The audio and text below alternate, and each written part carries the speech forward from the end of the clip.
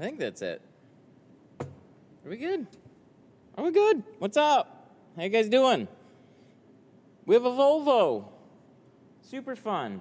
We're going to be doing all the sides in the back, no windshield. That's why it's parked backwards, because we're doing all the back. And the front doors, I guess. But we're going to be doing that in, oh, I always forget this one. We're going to be doing it in 20. Pro Classic 20. Oh, it wants me to log in.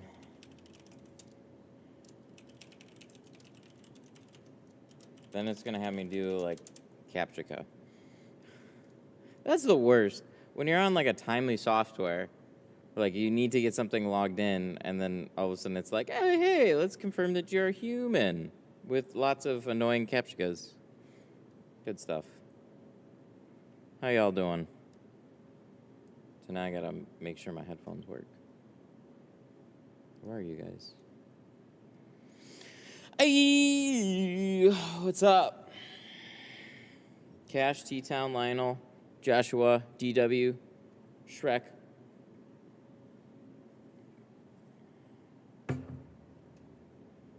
How y'all doing? Braden, my idol. Oh, good God. I just tint windows, dude.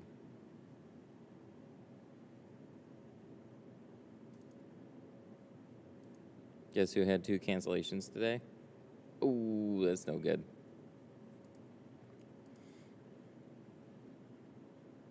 That's no good. It's that time of year.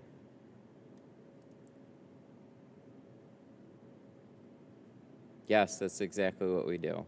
We put dark stickers on windows. We're professional sticker applicators. That's all we are.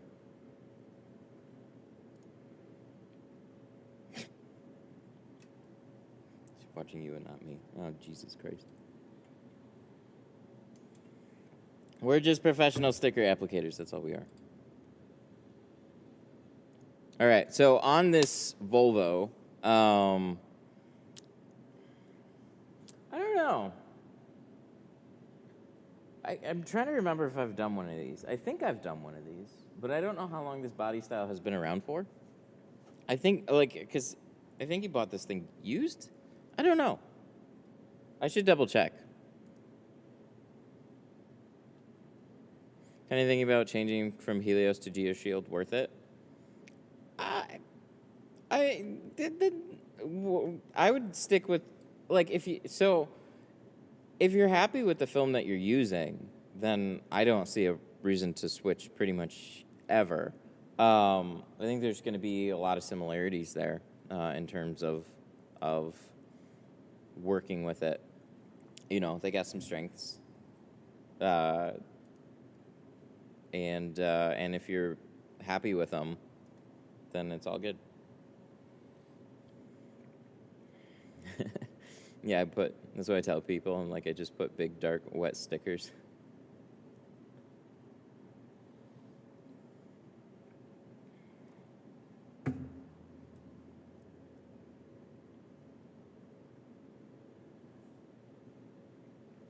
The only difference between Helios and Geo is the color. Yeah, I think probably the hue of it.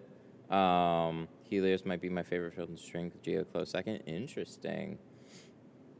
No notches with the Sharpie Method. Safer on cars. Better than plotter cut. Yeah, definitely. Definitely better than a plotter cut. And it's interesting. I liked it. I liked it a lot. I'm pretty sure I have to use a long roll on this one, too. This is one of those ones where I wish I had a short roll, but I think I got to order short rolls right now. Sorry, I'm catching up right now. But yeah, we did the Sharpie Method. I kind of wanted to do a video on it, but I didn't like the footage so much, I guess.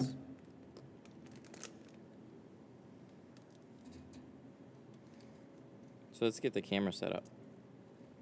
Yeah, I did. Like I said, the biggest problem is just you need glass boards, a different surface to cut on. Other than that, it's real quick, it's real efficient, it's safe. It just kind of depends on what floats your boat. I think it can... I think it can be a lot easier for people just starting with using a Sharpie. But again, the part that's gonna slow you back down is having to walk back and forth. And I've noticed that with people a lot.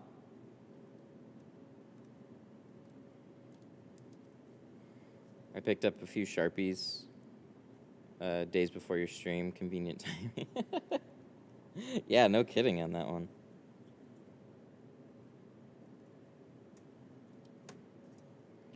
Amazing you're live. Can you help me? There's a shop that wants me to tint for them like 1 day a week, like you did before. How should I structure the pricing? Tinting for other tint shops can definitely be good as extra income. Just whatever, like what I would often do for shops was day rates. Okay, so there's a little bit of difference here. There was either commission scales or day rates. So I actually think it's better to do, so like with my dad's shop, we would do like day rates. So if it was slow, they would lose, and if it was busy, they would win. So a good in-between is definitely like a commission structure. For like the glass shop, we would get like 75%. It's not uncommon to see anywhere from 30 to 50% at the high end, I think, for commissions. So just do whatever makes sense. Know that like a big difference between commissions from another unassociated company and like a professional or like a tint shop is tint is their main business. So they're going to look at it a little bit differently. You know, if they're trying to get some extra cars in, whatever. That's where they're making most of their money is off of window tint. So they're not going to want to give you necessarily a 75% cut because it's like most of their money there, and they still got overhead and stuff like that, and they're probably providing the film. So when I went into like the glass shop, they were still doing windshields. It was an add-on service for them, so they weren't as dependent on it. And so it was some extra cash for them. They had some extra space. It wasn't that big of a deal. They had lots of people coming in asking for tint. So I would get 75% of those. But working directly with a window tint company, it was either a day rate or like upwards of like 50%. But if they're keeping you busy and they have lots of upsells too, then like, you know, whatever is structured so they make money and then you make a good chunk of money, obviously.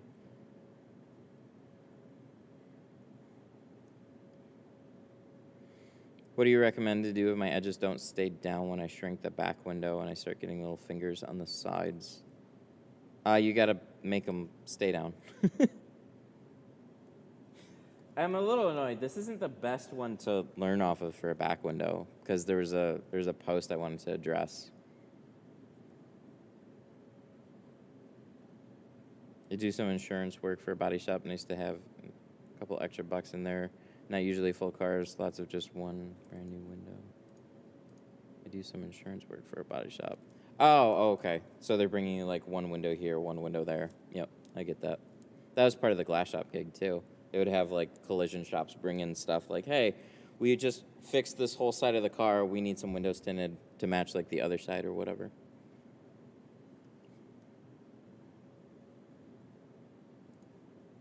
All right, let's get started here. So I fiddled with some camera settings. Is this good? Okay. I fiddled with some camera settings. I don't know if there's going to be any type of a difference really, but I'm hoping it's going to be a little bit better. I don't know if anybody really cared. But I do. I go back, I watch the footage, and then sometimes, like, the color of the car really matters in the final outcome. So, like, sometimes it was fine, and then sometimes I think white cars or, like, super dark cars really mess with it. But, I don't know. I think this is okay. Okay, so Volvo V60. What do we have to look out for? Well, it's a Volvo, so probably tighter seals. This looks obnoxious. So the window goes all the way up here. This is kind of an obnoxious plastic in the way. Seal tightness, I'm not sure yet. We'll find out. This quarter looks a little interesting too, because again, oh no, this will be real easy. Explain this. Why design a window like this? Where you have a nice border, but then you get the paneling in the way. It's dumb. Super! Got COVID on a regimen of jalapenos and jalapeno juice. Daniel Reno with a 5. Got COVID. That's no good. On a regimen of jalapenos and jalapeno juice. Hey, that sounds not super fun. I like jalapenos, but I don't know if I'd like to drink jalapeno juice all day. Hope you feel better, man. That majorly sucks. So, cool looking Volvo. We're gonna get started taping this off. I was like half cleaning things up. So I was making some piles, and then I was like, oh, I want to tweak the colors.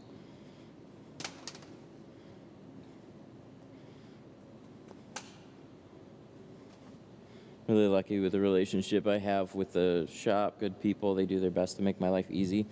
That's what we all hope for. There was a lot of days that were not easy for me in working with other shops. But at the end of the day, they were trying. It felt like.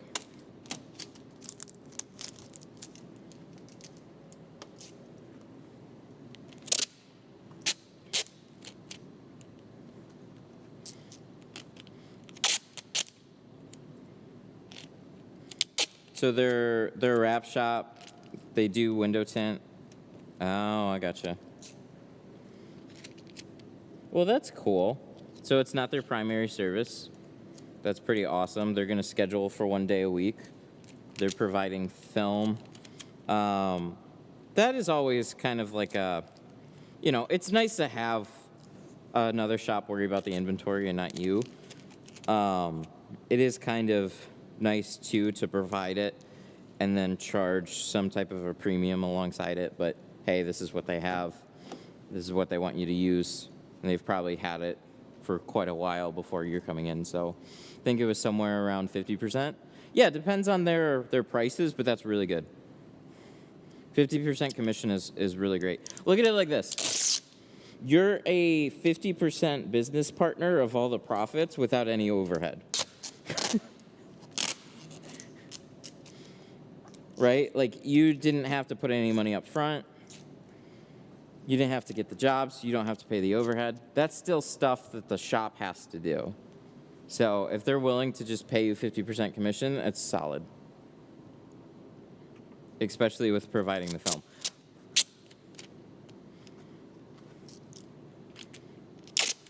So what you really hope from them, too, as like icing on the cake, is like, you know, they sell more than just a regular tint job. So if they do like, you know, 250 and up, especially carbon, ceramic, yeah, you'd be doing good there. Sounds like a nice gig for sure.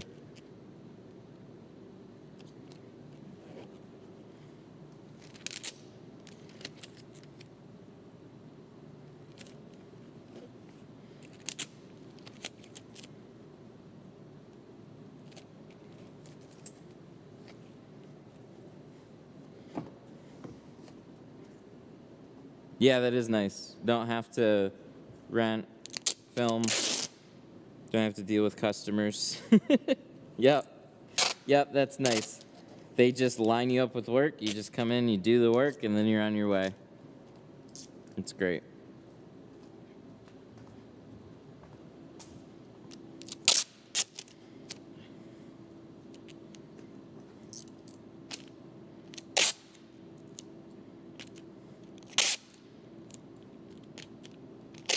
That's cool. They have a plotter that you can use if you want. Yeah, that's awesome.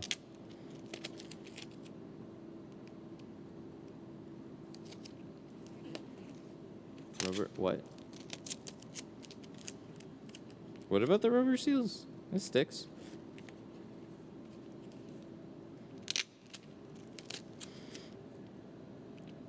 Plotters are all about production. That's the main thing. Especially when you can have another person run it. But like that's their strong suit. They cut out lots of patterns very quickly. And when you are just lining up cars to do, yeah, they're great. It's when they start letting you down.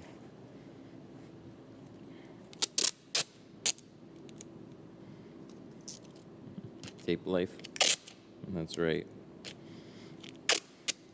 So, especially on something like this, it's not 100% necessary. It never really is 100% necessary. It's just an added bonus. Helps the plastic that I use stick better. Helps keep any type of little dirt down. I like it. Where do you get that Lowe's tape? Oh, I don't know. A coffee shop or something.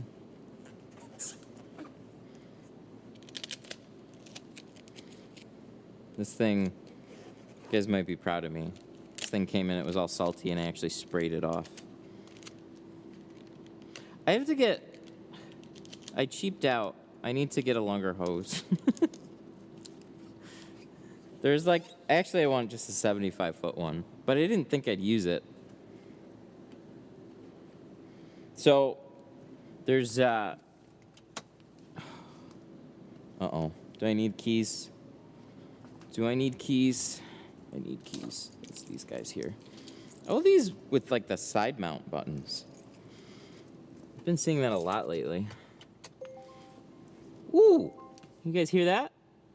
You guys hear that little door chime? We like that one.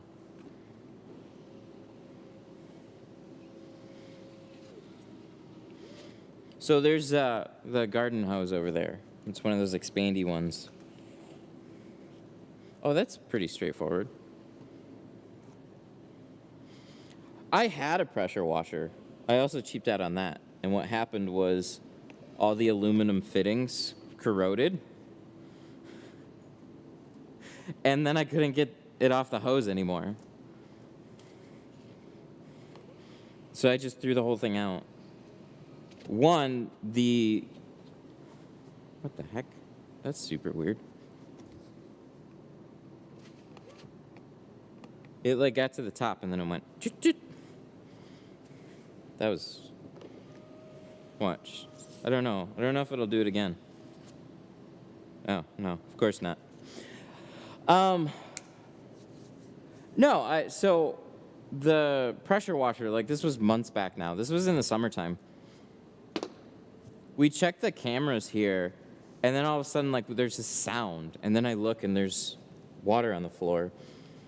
Like, thank God my wife keyed me in on it. She was like, there's like a weird sound at the shop right now. And then I checked. I was like, I have no idea what that is. And then I see water on the floor, and I'm like, oh my God, the pressure washer is just going. So there was like a leak, and then it kicked on the pressure washer, so then it's just like blasting water out of the handle. And it half flooded my shop. Would have been really bad if it did that overnight.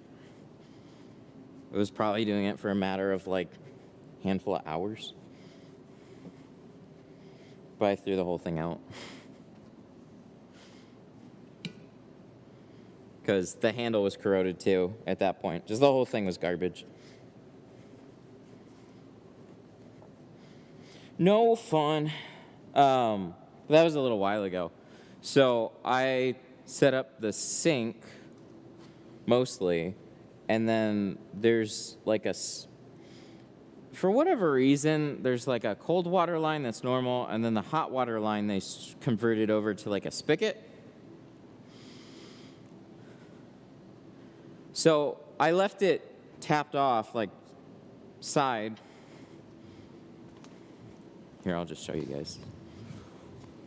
I'm still hooking a drain onto it. But like, this is weird.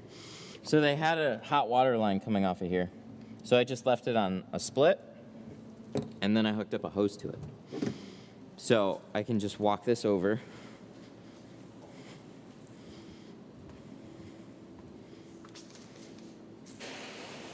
And then I can rinse the whole car off. But like I was saying, where I cheaped out was I got the 50-foot one because I wasn't expecting to do this all the time. I had a 50-foot hose and it just sat over there all day. But I actually really like these like super flexible ones. I need a slightly longer one. Also, this makes it super easy to clean out my spray tank. So this just hangs out over here now. I'd rinse it off there, but there's still no drains, so then it slumps all the way over there, and I don't even... Your camera seems brighter. Is that in a good way? Somebody noticed. Is it good or bad? Because I was fiddling with it. I was looking at some of the recent streams, and I'm like, why does this look like terrible again? So I had to like manually adjust some stuff. And I just keep changing settings until it eventually seems to look better. All right, 20. We need 20.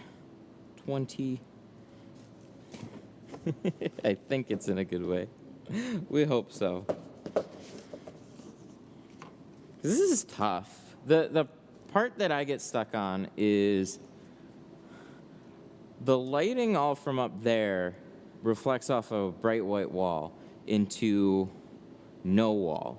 So when you're looking this way, if you're kind of looking down, it's better. And if you look up, this is all kind of bright.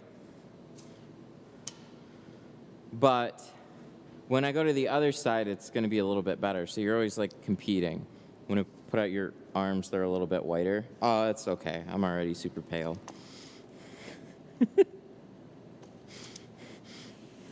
Then it's accurate. The part where I get, like, window film is really annoying to film, especially against a black car, because it's literally like dark film, dark car. There's not much contrasting anything. It's just all darkness. So then if you want to see detail, you have to like bump up the exposure, and then it makes everything else look more pale. So whatever the happy balance is right there, I'll look at it on the phone.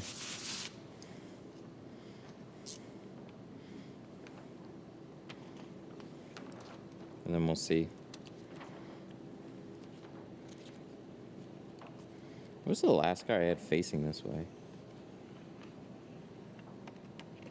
Doesn't happen. Oh no, we did the Tesla that was facing this way. I was gonna say, it doesn't happen that often anymore because we do so many full windshields along with everything. But this was cool. This was a referral from somebody else. Another client.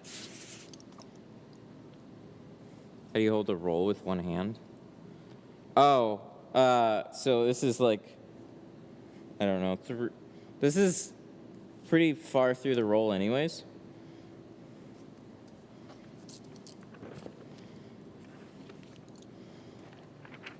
It gets really hard when, like, so if I do that with a roll of C2, you'll see me struggle with it. Other than that, the roll has a little bit of static, tighter grip, and you also rest it, like, against your body, and it helps. Just mount a Sony A6000 to your head. Oh, you better believe I thought of it.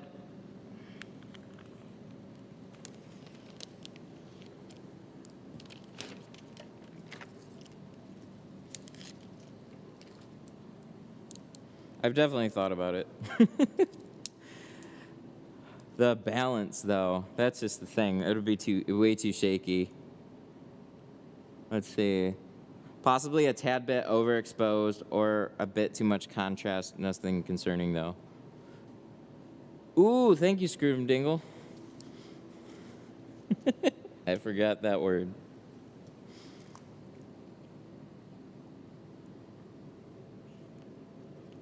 You know, so this is all GoPro settings, so I'd have to then tweak something, I think, on the PC, because you go from like 100 to 200 as far as ISO goes, and I was trying to like keep it in between, but it doesn't give me an option to keep it in between.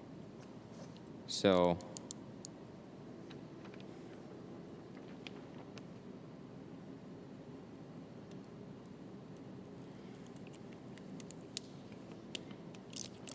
maybe I can up the bit rate too.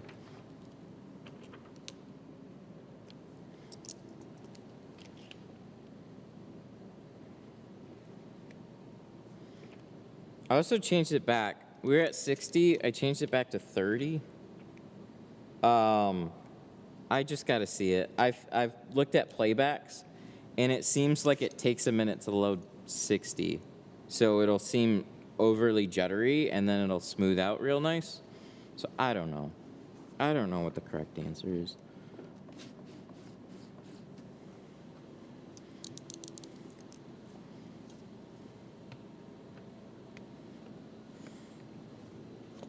So you guys want to see something not fun?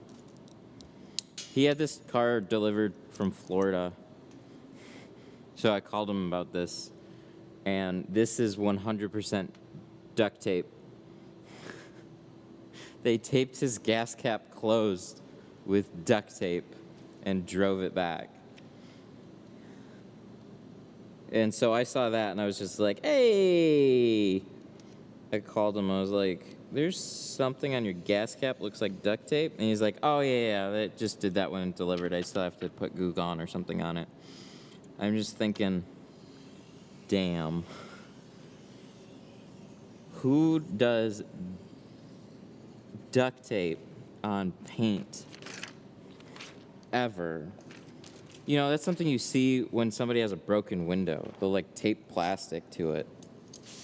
Ugh, it's horrible. Don't do that. How long is the stream delayed by?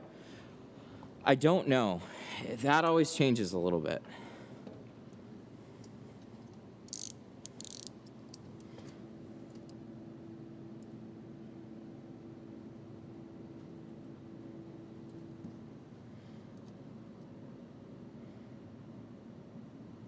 I should check. Sometimes it's like 4 or 5 seconds, sometimes it's like 10.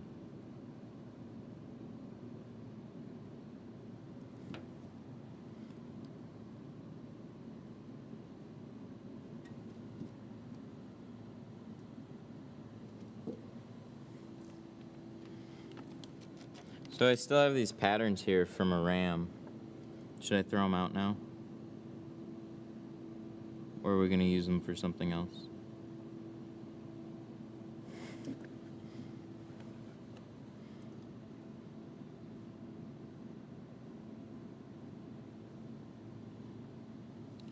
I think the biggest problem is they're in 5%. They should be 20.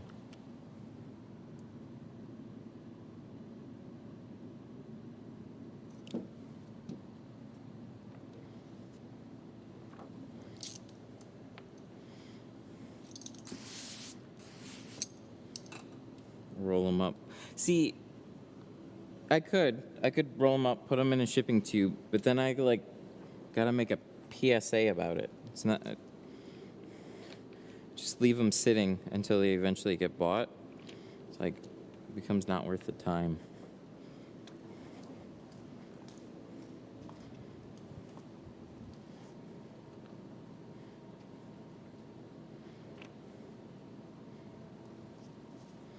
Wish I could have used them, but it's the wrong cab style. See, here's how we fix this. Just go trade in your truck and get the right style. That's how we fix that.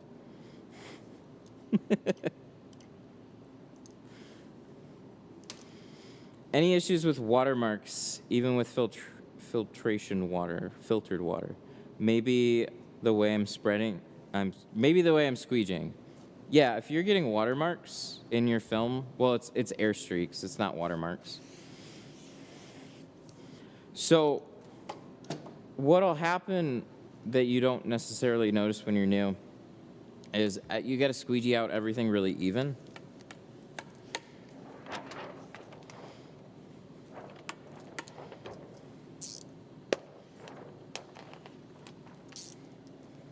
The front doors should work. It's just the back doors won't. Front doors should be the same. But anyways, so when you squeegee your windows out, watch the air bubbles go back to where you squeegeed. So you gotta squeegee everything kind of like a big ripple. And what I mean by that, like in a perfect world, you just go boop, and then you see that ripple come out this way. So you're kind of squeegeeing the exact same way. You don't ever want to run a squeegee blade, like push some bubbles out, and then an air streak runs back in here, and then you push it out sideways again, because then you're just squeegeeing over a dry spot.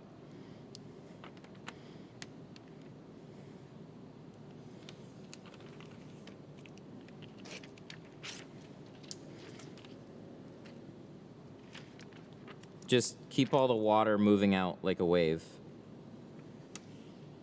And then you won't have those anymore. So especially noticeable on like windshields.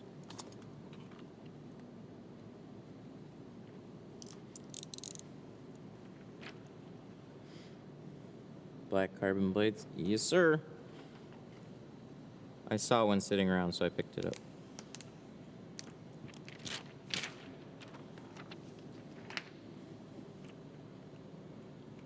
We'll see if they have these rear quarter windows in the back glass in the plotter or something. I think we might do that today.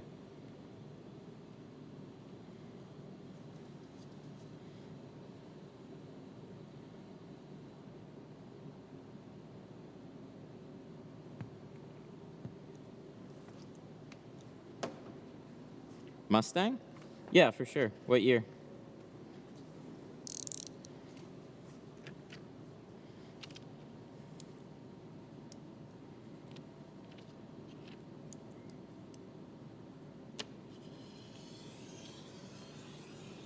Any troubles with it? No, the hardest part on this one's going to be the doors. Those rear quarters have a lot of paneling in the way, but they're really easy as far as windows go. They're just kind of like tucked back here, so it'll be a little awkward. This back window should be really, really simple. Same thing though. They put some paneling in the way. Not near as annoying as an Audi though, or a VW. Because like this, you got plenty of room. That's the nice thing about it. Panels, like you just slide it up, but you have a big border around the whole thing and it's not very flat. I mean, I suppose the most annoying thing here is going to be the spoiler, but they're very generous. They give you a nice space in between there.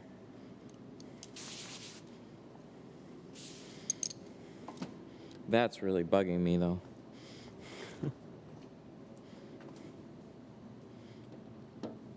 Have you had any luck with darkening color due to sunlight 70 to 30? Oh, like the color changing stuff? No, I didn't have much luck with it. It worked. And then when it got hot outside, it didn't work. So I suppose it'd work really well in the wintertime.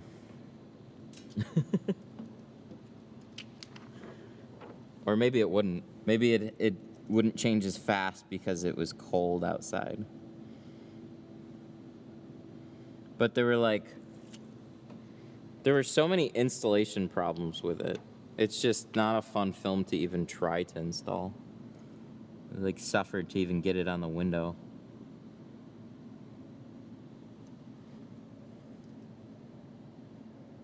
I suppose you could set up a plotter, just plotter cut them, and then whatever you get out of it that's cool, then install it.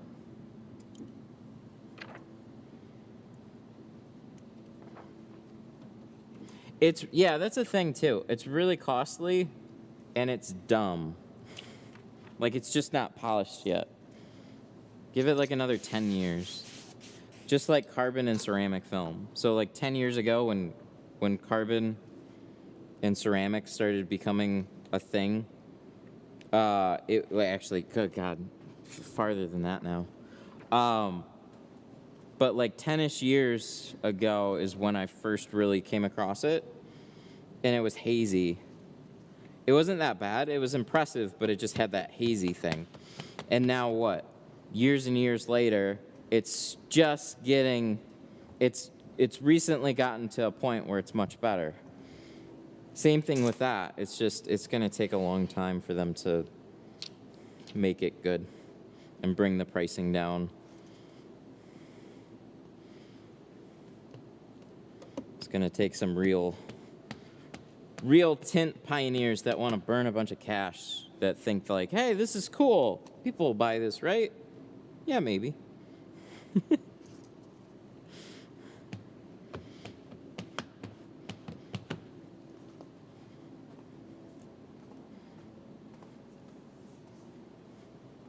Okay, so heat gun now.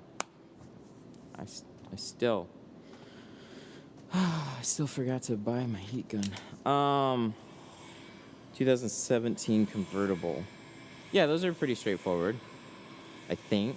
Wait, didn't we do a Mustang on stream not too long ago that has like the super tight plastic border, or was that a Corvette?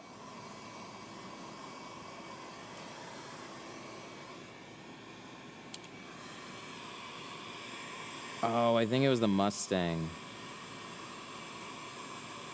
So the back window on that Mustang, that 17 convertible, just has a real tight border.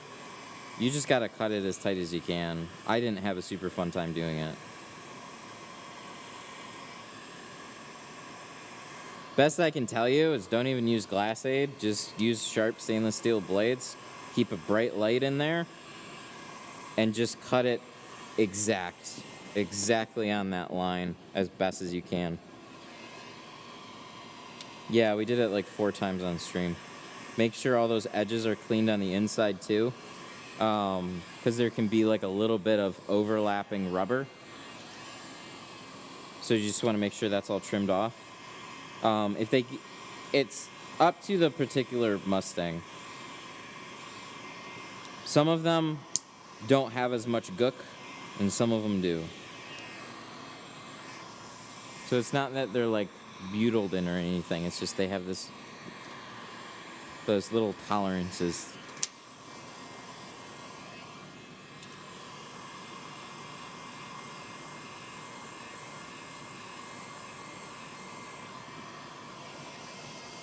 What do you get? Do you ever get blisters on windshields? I always get them showing up after a couple days. Just wondering if that's normal. Totally normal. Water blisters, you want to squeegee everything out as good as you can, but there's always going to be a thin layer of water in between the film and the glass, especially on a windshield. So what's going to happen is as that water dries out, like in the summertime, within the first 3 hours, it honestly looks its worst. So you have it in your shop, everything's kind of like even. You pull it out into the sun, and then that's when all those water blisters, the water starts like coming together. And so when it's been sitting out there on like a mild day for like 3 or 4 hours, it'll look its worst. But it all goes, just kind of pulls together as it's evaporating out. So as long as it's just water, you're fine. I think I see what you guys mean. Camera sometimes is fine, and then sometimes it's not. Canon. I don't really know what to do about it. I don't know what to do about it. Can we adjust anything? I'm going to look at it on my phone. Then I'll really know. That's the only way I know. It's like I got to go to the video and look at it on my phone. Because there's so many lights here. It makes everything bright. Oh, the super sharp blades. Well, that looks fine.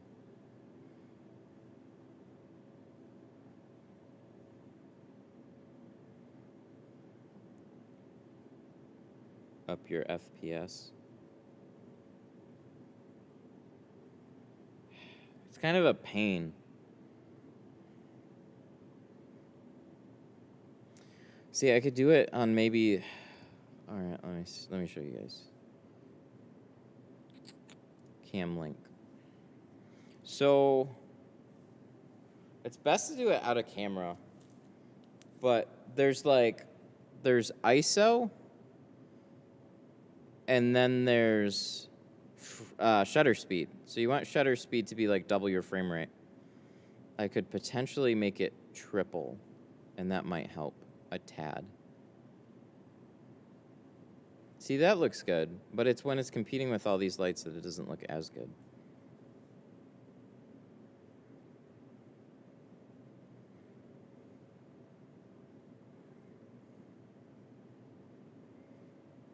It's so clear on what I'm cutting, though. I like that part. But everything else, it starts to look a little washed out. Need a better camera.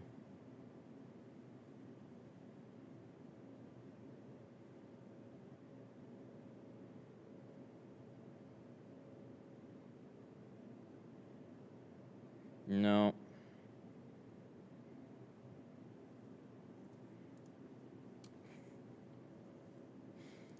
Trying to... Ooh, that's no good. Frame rate just started dropping too. Yummy.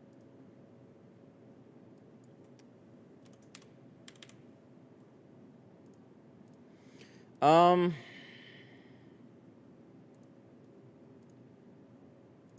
link. Properties. Configure video. Brightness. I could turn the brightness down like a tad. 128. There. We'll set it at 125. Or can I do... There. Let me try that. And we'll see what that looks like. Just a tad. We'll see if that cleans it up a little bit. Did you reach out to sponsors? Yeah. Yeah, for the most part. Now people start messaging me.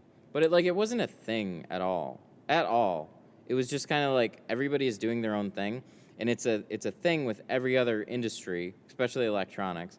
But then window tinting, it's just like... So I was talking to some companies earlier on. Okay, I think we'll be okay with this. Did your neck hurt from your first POV streams? No, it's more like mentally draining when you're trying to do all this. It's like, I don't know.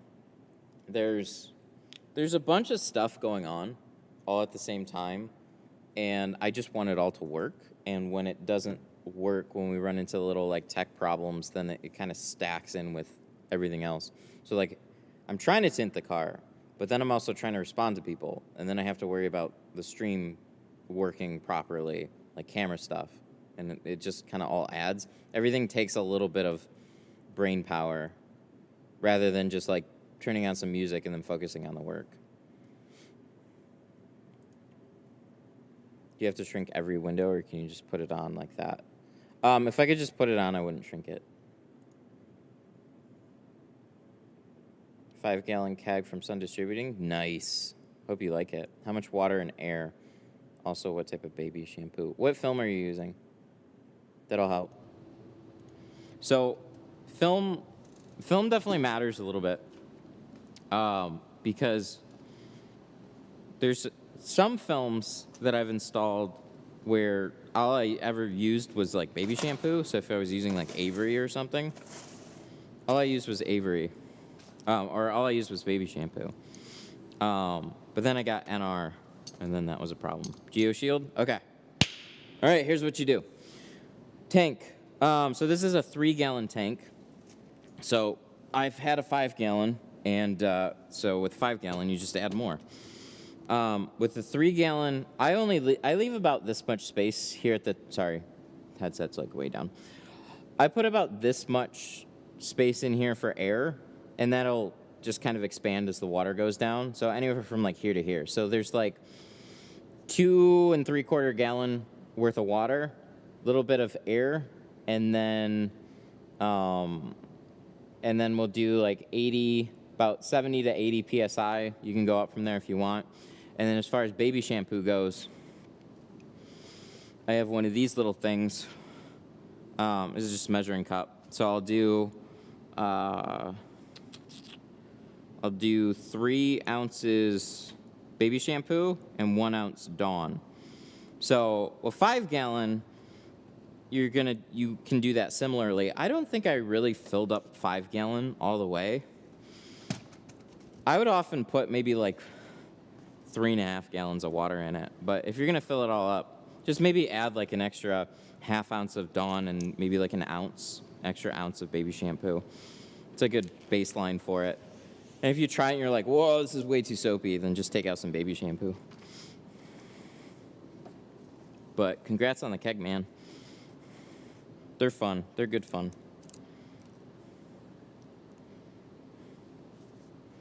Chattery screen. What does that even mean? Is it like jittery?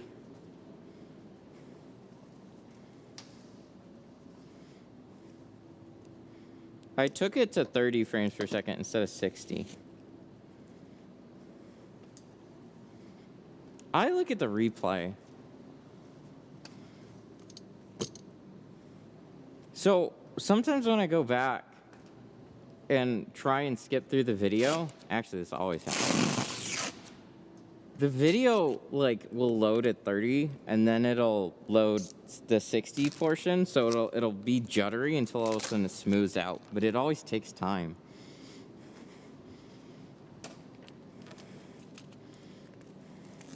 So I don't know.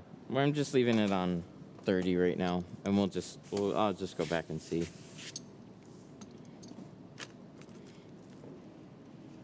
Look at that, it stayed on. We're just playing around with all kinds of settings today. I was just really annoyed. I went back and I looked at the footage for trying to explain Sharpie, and I was just really not happy with it.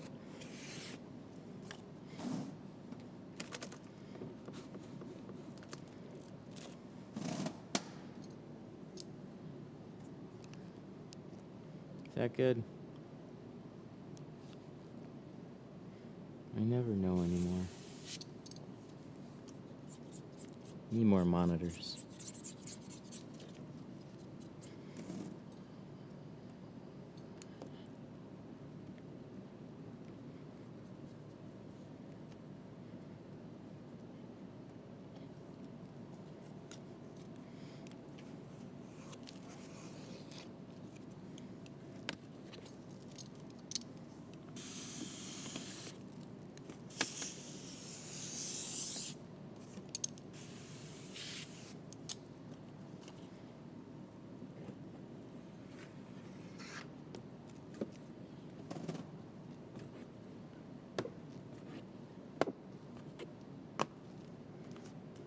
So the most annoying thing about this is, earlier I said, big plastic frames.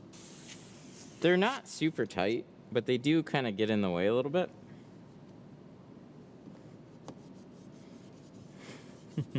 Should do a projector.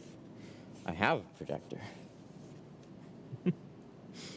It's terrible. It's so not bright.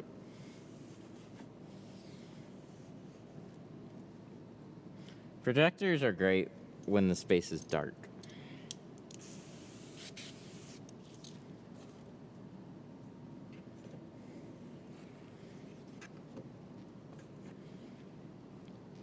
I need a good low light camera.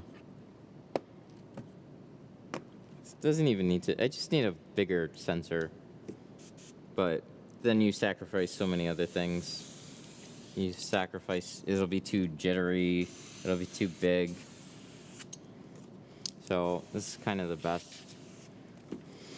Then we get into like using them in side by side, like a good camera, and then the GoPro, and then switching, and so many things.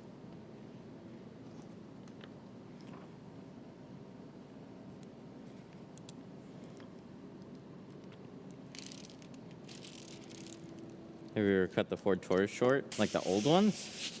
For sure.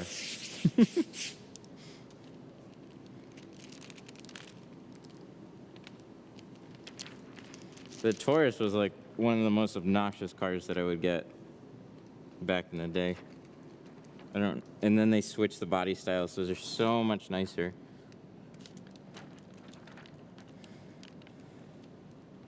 Yeah, I agree on this one. These, very similar to like, the Jag's way worse though, but Range Rovers, Jags, they do this thing where the paneling will just get rounded way more. This isn't as bad, but it reminds me of that. And then the door panel kind of sits in the way, so just a little bit challenging overall, but not bad.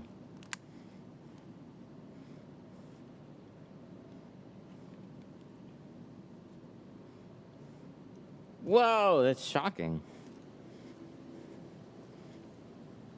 Battery died on a 2022 F-150. That's really surprising. I had my 16 Explorer battery just die completely. It was really weird. Most of the time they give you some type of low battery warning, right? Like the lights just aren't as bright and it starts ticking or something. And you can charge them back up, but they slowly start losing their power. No, we drove it to like a mall, and then we got back in the car, and then it was dead. But we didn't really know it at the time. It was just like not starting. So there's an AutoZone that wasn't too far away, but far enough away that we walked all the way over there, got one of those battery jumper things, paid too much for it, and then it didn't start the car. And then so we had to then walk back and buy a new battery and then lug it the entire way back to the car. God damn, those things are heavy.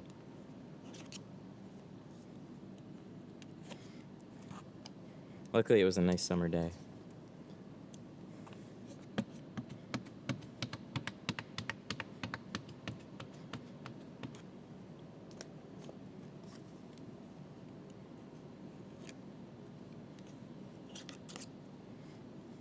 Ooh, this looks good.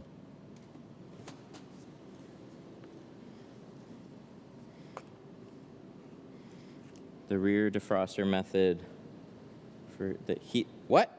Oh, turning on the rear defrosters. Turning on the rear defrosters fixed my problem. That's good. That's very good. It fixed mine too.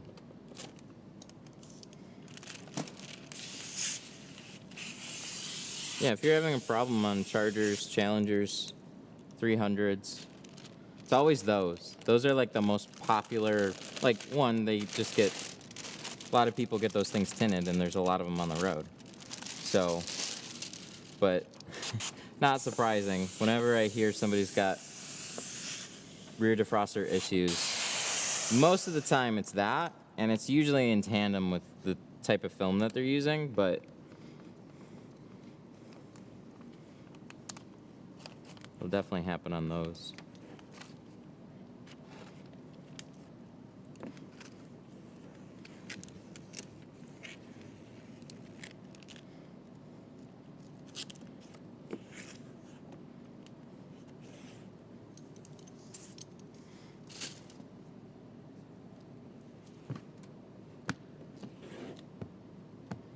As of now, we only have ceramic tint, but people say it's too expensive. Should we go cheaper? I mean, I think you're hearing it right now. Definitely. Like, not everybody is gonna go for the most premium option. Like this one. It's a nice Volvo. We're doing Pro Classic on it. The carry at least 2? Yeah, honestly carry 3. So you do that. This is in sales for so many fields and industries. you want, like, one of the most popular options is a good, better, best system. So you have your value prop, your best bang for your buck, and your most premium option. You kind of want to make things very simplistic and easy to understand too. So you can carry more shades, and you can also do things in a way that'll just like really confuse people by having like 6 options. Like, you can carry as many options as you want, but having a good, better, best is kind of real easy to understand. Your middle of the road is kind of what you're trying to sell the most of, but you have a more premium option for everybody that's just like, I don't care, I just want whatever the best of the best that you can carry. So that's why I really like my carbon. I think my carbon really is the best value prop.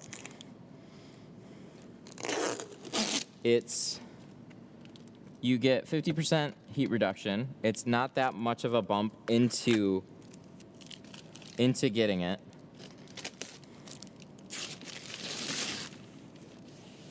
And there's, you have a very clear path. So no heat rejection, 50%, 75 to 80%. So like, there's reasons to get all of them. If you're trying to save a little bit more money, go with the entry. Middle of the road, you want 50%, there you go, get that. So people generally like, well, I want to get my windows tinted. I don't want to get your cheapest because I don't want to feel cheap necessarily. So I'll go with that one. Go with the carbon.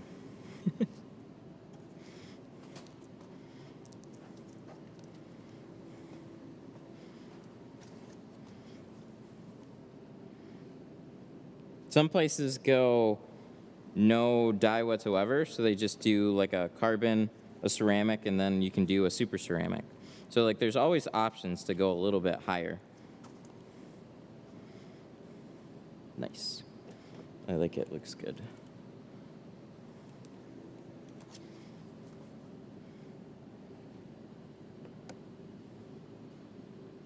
Just a little.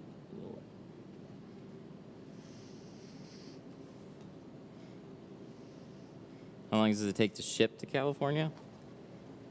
What?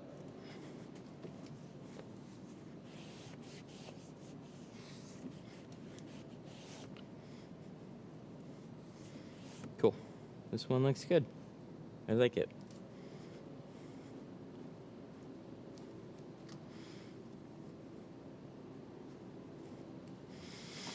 The tint rolls, they ship out of Louisiana. They usually ship same day. If your orders are in before, like, usually 12:30, they'll ship out same day. 1:30. I think they usually do like 1:30. It'll take a couple days to get out to California, I'm sure. But it's quick. Usually takes about 3 days to get here.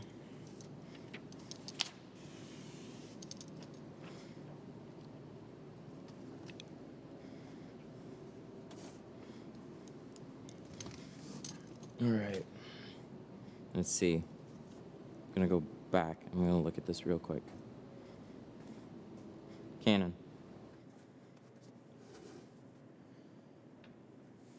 Fucked up a window pulling sticky tape out the other day. Oh, that's not good.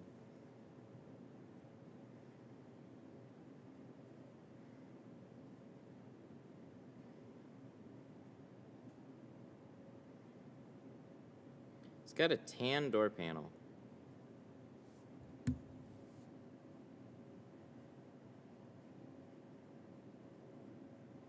That helps. I feel like that all looks pretty good. What do you guys think? Things looking good?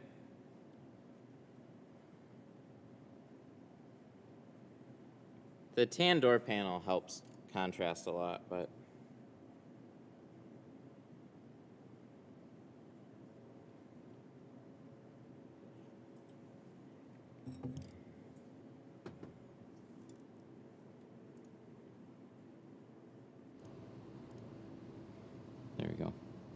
I was taught at Toyota. We used Lumar. Now I'm on my own side hustle. Do you recommend getting an LLC? Well, if you're operating as a business, yeah. Definitely. LLCs is not like anything to get intimidated by. They're there to help you. So like it costs a little bit of money to have somebody else file, or you can try and do all the filing yourself. But it's not even just to carry a film. It's just like, if it's a side hustle, it doesn't really matter. Just, it's not expensive to like set everything up as a business. Through like LegalZoom, it was like $600. I'm sure it would have been way cheaper if I filed by myself and just tried to fill out all the right paperwork. But it's just, it might seem scary, but being a business is actually really simple.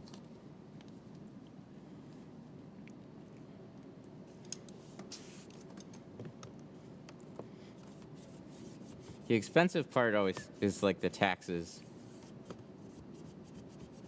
associated with everything, but you're going to be paying that regardless. So whether or not you're an actual business or a side hustle, you still got to pay 30% of that, depending on your state.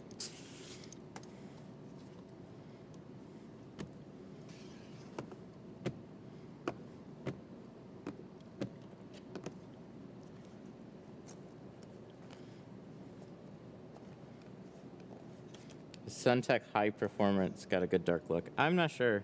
I haven't seen Suntech in a long time.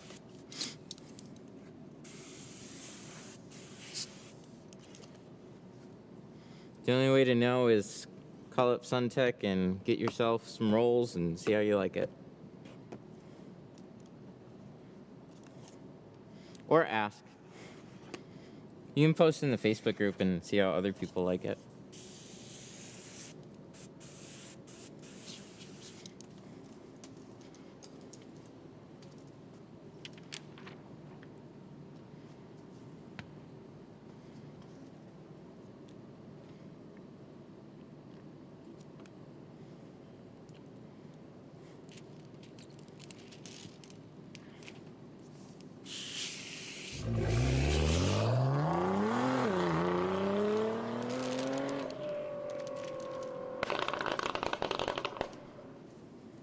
Larry David super chatted $4.99. Larry.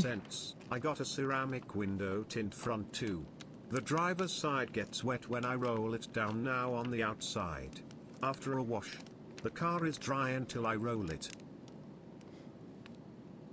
Is that a question? Larry, thank you. So you're asking like like how long have you had the windows tinted for?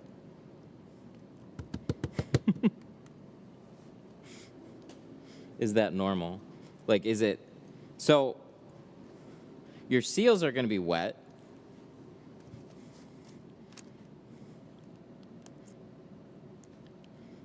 Two months. Oh, yes, it's normal. So I think I understand what you're saying now. When you get a car wash, your windows always looked wet when you rolled them up and down. Seals get wet, they get the windows wet. It's maybe now you're just paying more attention because you got them tinted. But rainfall, car wash, anything that gets your seals wet is then going to get your windows wet when you roll it up and down. And that has nothing to do with the window tint. Just something you probably didn't notice until you got them tinted.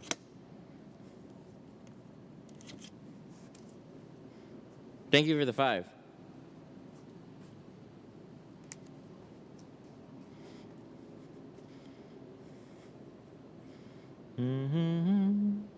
There, somebody in chat said, I use Suntech CIR and I like it. Well, there you go. See, somebody can vouch for the film.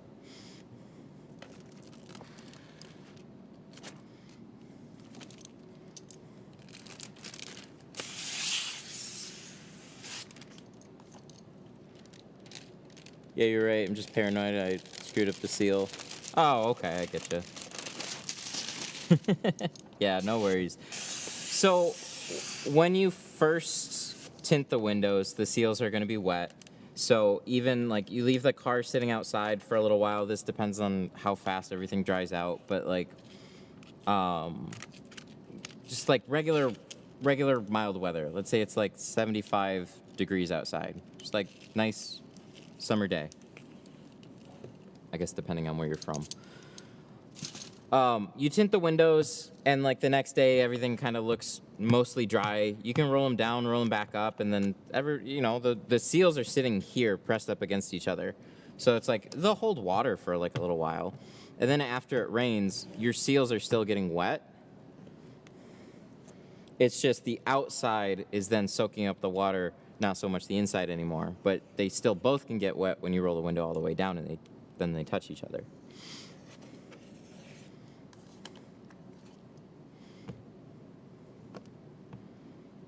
But no, everything's fine. So that's also kind of why people might be irritated when they get their cars tinted. Okay, so just every once in a while you have that customer.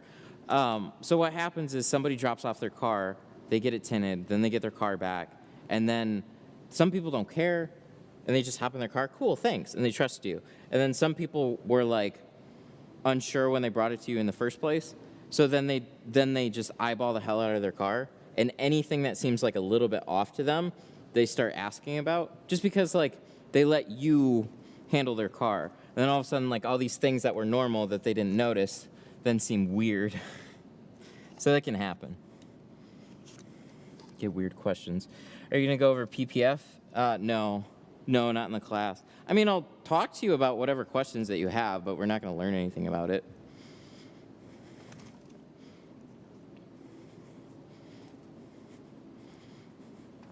I've done it. PPF is a whole different game. And that so is vinyl work. Like they're all 3 different businesses that you can be a shop and do all 3. Absolutely. And I've definitely done it. I just don't want to anymore. As a business, you look at what your biggest strength is and try and go after that the most. You can add more services, and I think you should know a good chunk of whenever you add a new service. But to be really successful, you're not going to be the one that's also doing that service too. So I do window tinting. If I was to add it on, I've done enough PPF that I understand a fair bit, but I would definitely have somebody else do it anyways, so I don't have extra PPF here to do a PPF class. There's going to be a lot. There's going to be a lot just with the window tinting.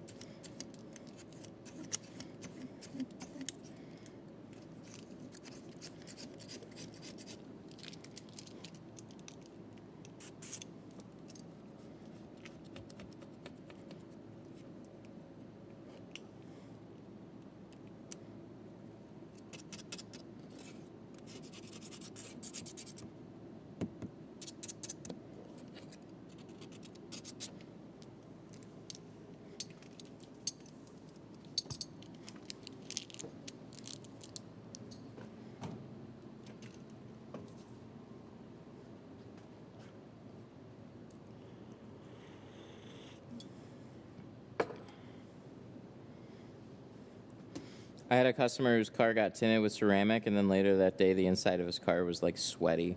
There's lots of water sprayed, so it's not uncommon for the vehicle to have extra moisture. So like, yeah, there's excess condensation. Everything in there got wet. So as all the doors are closed, especially on like a mild day. It just doesn't have as much time to evaporate quickly. So the inside of the vehicle will definitely seem damp, moist, because you sprayed lots of water and everything got wet. So that water's got to go somewhere. Just like getting an interior detail and stuff. So if you get, like if you go to get an interior detail and they shampoo your carpets, the same thing. Same thing will happen.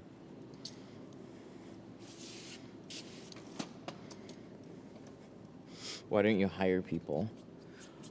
We're getting to that point. This place has not been in a state where I felt like I've had way too much window tint work, especially in the wintertime. Summertime definitely got there. So this spring, I'm expecting to probably have to hire an assistant. And what's cool is now I got enough extra things for them to do. But it's not primarily just tinting. Actually, most of it's not. I need somebody to mostly help with phones, packing and shipping, cleaning up this place, and then other little miscellaneous tasks like that. So I think that's probably the route that it's gonna have to go first.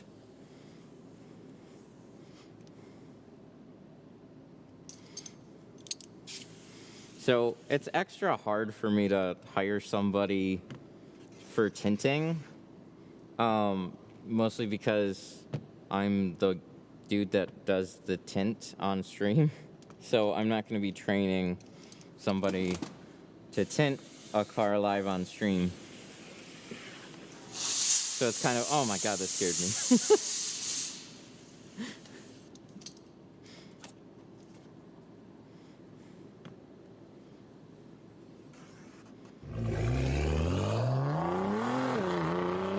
Thank you.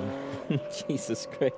I was spraying, and then that went off, and I wasn't expecting Ivilo it. Ignatov super chatted $6.69. Hey Matt, what do you think mixing window tint with car detailing, valeting and vinyl/PPF? There's a lot there. Thank you. Thank you for the super chat. There's a lot of businesses all mixed together.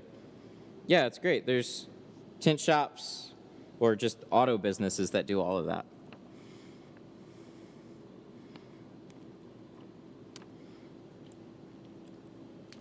So, breaking it down a little bit more, like pretty much each one of those things is just another thing that you have to do. I see a lot of tint shops get interested in doing vinyl and paint protection film. The thing is, you can keep yourself so busy with just window tinting, but you're capturing more sales with other types of services. So it's like, yeah, a guy that comes in for window tinting, instead of having to sell 1,000 people a window tint job to make my money, you sell potentially the same amount, but let's say you'd sell less people on more services. You need other people to do all that extra work, and each one of those things is kind of another thing that you have to add to your business and grow. So if you kind of just train your people early on, like the customers that come in, that you have those available, then the guy that is getting window tint, oh, maybe he wants some vinyl work, maybe he wants some paint protection film, maybe he wants this, maybe he wants that. That's all well and good. But just be really conscious of your time there, because each one of those things where, you know, if it's not that busy in the beginning, then you can handle, but then you pretty much have to hire somebody for this, somebody for that.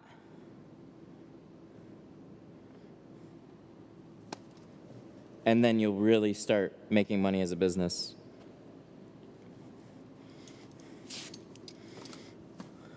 One-man band. One-man band, I can do it all. Sure. There's no reason you can't. The problem is you can't do all those things at the same time. Everything takes time and attention. So like here I am.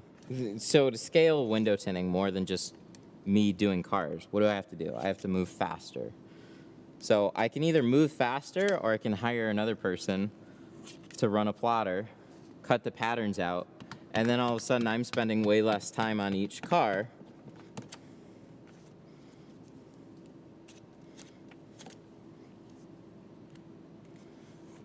And then they're also doing other things too. So they cut the patterns, they lay them out, they weed them, and then they pull in the next car, start getting it prepped, and then I go from installing patterns here to installing patterns on the next car, and then they clean up this car, they pull it out, and then pull in the next one, cut the pattern. You see, like it's this revolving door. That's just with window tinting.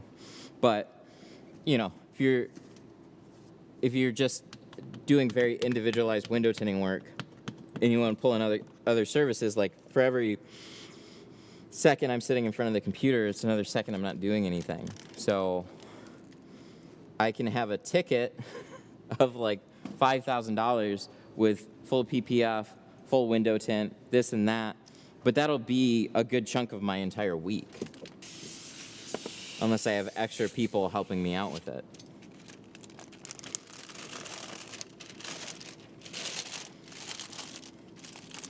So, one-man band, it's not smart. That goes for me too. There's reasons why I'm really happy to be a one-man band right now, because it took me forever to get to this point, and I'm at a comfortable spot where I'm not really overworking myself, and I'm still doing quite a few things. But as that scales, it's like, I guess now I gotta bring other people in.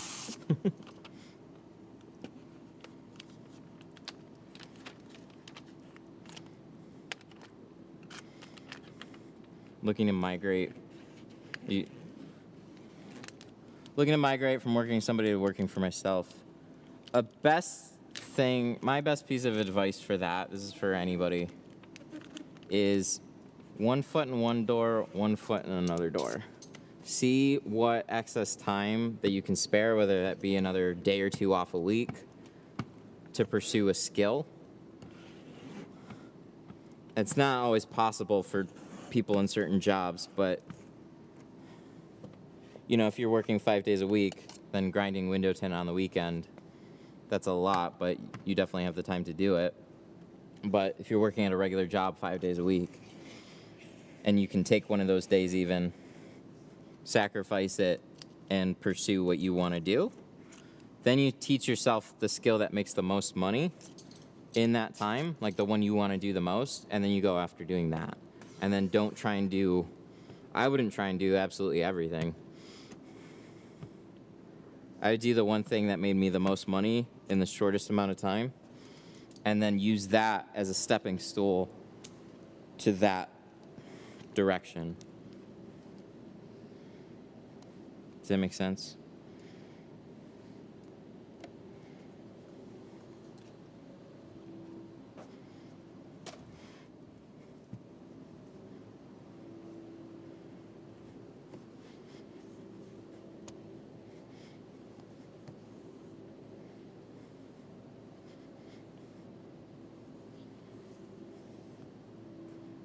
So, when I was doing paint protection film,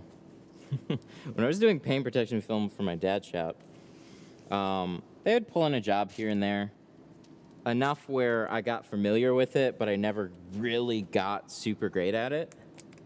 But I could do some jobs, and it would take time to do.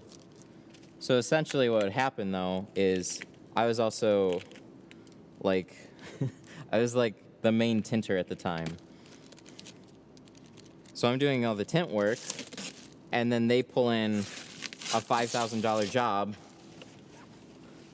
and they're like super stoked. They're like, yeah, we pulled in this awesome paint protection film job. He left a big deposit on it. Woo! We're making more money this week. Well, order the kits, set up the time. Oh, look, your production is now down on window tinting because I'm not doing the tint. So they would keep trying to have me do both send me back and forth. And then at the end of the week, they'd wonder why things are kind of looking pretty similar to the way it was last week. So they needed to hire in somebody that knew PPF or could train somebody alongside. Need more hands on deck. Canon. I'm working at a Volvo dealership at the moment as a valet for 3 years, but before that, tint shop, wrap shop, looking to migrate. Yep, that's going to be, that would be the way that I would suggest doing it. Just have 1 foot in one door, have 1 foot in another door. What do you think of mixing window tint? Oh, yeah. So the super chat was mixing window tint with detailing, valet, vinyl, PPF. Yeah, sure. There's no reason why you can't have any number of services working together. But it is a lot of work, so you need extra help. How do you feel about the mobile to start before jumping into a shop? I'm just seriously thinking about signing up for your training program. Yeah, it's good. There's 2 ways that I look at mobile, and I have an entire class section if you want to hear in a lot of detail in the online portion of the program. It would give you a really good perspective of how I feel about it, but a summary of it is there's no reason why you can't do mobile before you're getting into a shop. It's smarter to kind of start things out that way. The problem with a shop is obviously just the upfront. You're putting so much into owning a shop, and you haven't taken time to build a client base. So what you're really lacking is a client base, so you need to figure out a way to build that. With mobile, there's pros and cons to doing that. How do I say this? So you're trying to build a client base, so when you jump into a shop, your feet are already on the ground running. You know how to tint, you know how to do cars, you already have people that are calling you about it. Now you have a place for them to come and then you can do more work there. Makes all the sense in the world. So the 2 ways that I'll look at mobile is either I'm being mobile for another company, so I'm running out to their shop and I'm tinting a couple of days a week. I don't need a shop. I have really low overhead. They get a piece of every job that came in, but they're the ones, you're leveraging their base already. So they already have clients that are looking for window tint. You're coming in, you're doing those jobs. And I would take that money and save up for a shop. And then a handful of days a week, I would set up to be an actual pure mobile tinting company where you're going out to people's houses. That way, you're not overly dependent on either one. So if you have a not so busy week, going out to people's houses, then hopefully that shop that already has clients are pulling in lots of work for you to do. But the thing is, you're not building your brand off of going to their company to tint cars. You're just making more money. So I would have it set up a couple of different, like, a couple days a week, you go into a shop, and then a couple days a week, you worry about your own clients and build your own brand. And then as you're building money doing that, then you jump into a shop.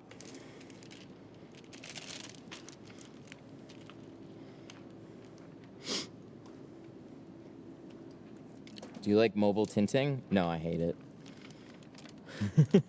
There's pros and cons to the whole thing. It sounds really appealing because of, again, light overhead, but no space is actually ever yours, and the money is will only make you feel so good for so long.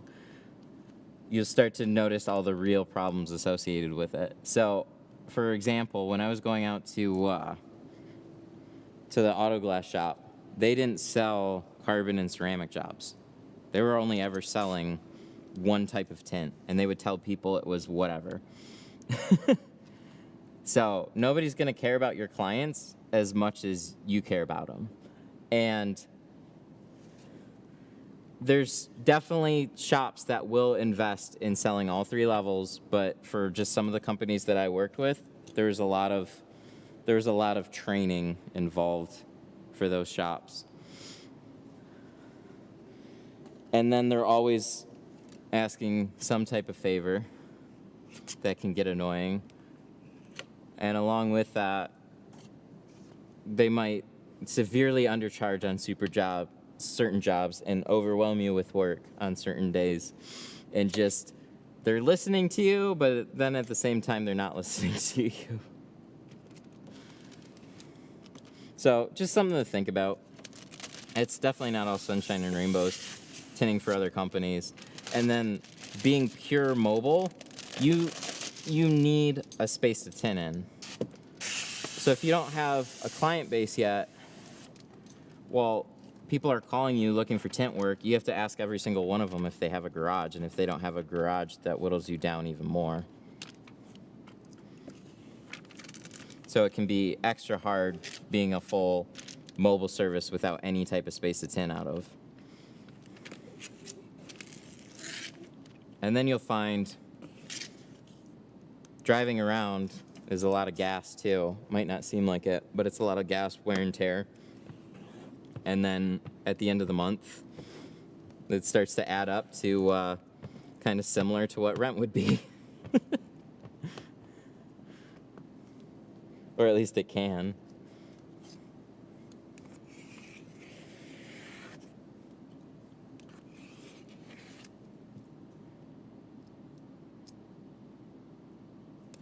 What is that? Oh no! Ew. That's no good. That's a scratch. Well, that's nice. So we just tinted this window. You should be able to just roll it up and down, but there's a light scratch that goes from here to here. So something got stuck. Is the online part of your... Yes, so it is up. I'm adding a lot of videos. So as far as all the classes go, I'm adding to it, and that's going to continue to happen over the next handful of months. So, but it was never made to just be online classes. A big part of it is Zoom discussions and kind of sorting through problems that way.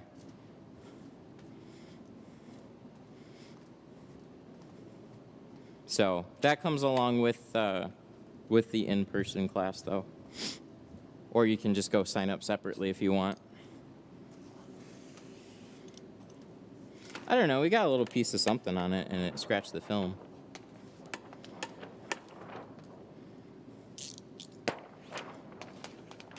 Whatever happened, I didn't like it. It's just real light. Little swoop.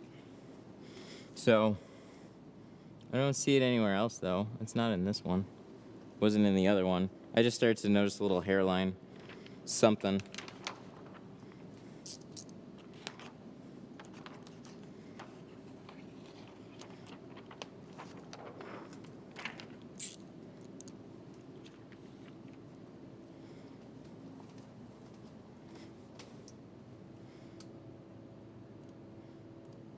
Chris, already know how to tint, do it daily, almost paying you class just to meet you. Hey, I appreciate that. There's, like, I can't tell you how helpful classes and stuff like that can be just to be able to talk to people.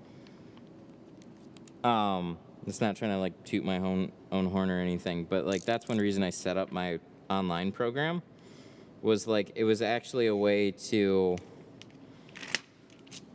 like meet and have conversations outside of all this stuff, because there's a lot of particular things to what you're trying to do that is going to differ from what I'm trying to do.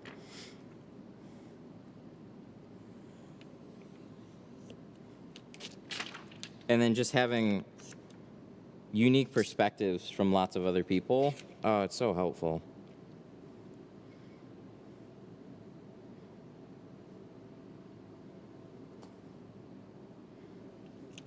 Do you also do wraps? No. No, I've done some like light graphic work. So I'm familiar enough with vinyl, but as far as doing full wraps, no.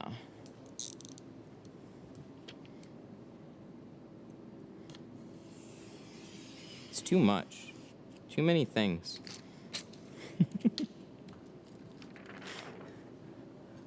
There's value in knowing how to do stuff, but then you get to this point where learn how to do, I heard this the other day, and I think it's the way to look at a lot of things. Learn how to do 80% of any one particular thing that you're trying to do seriously as a business. And then hire the guy that knows how to do 100% of that thing to do the thing.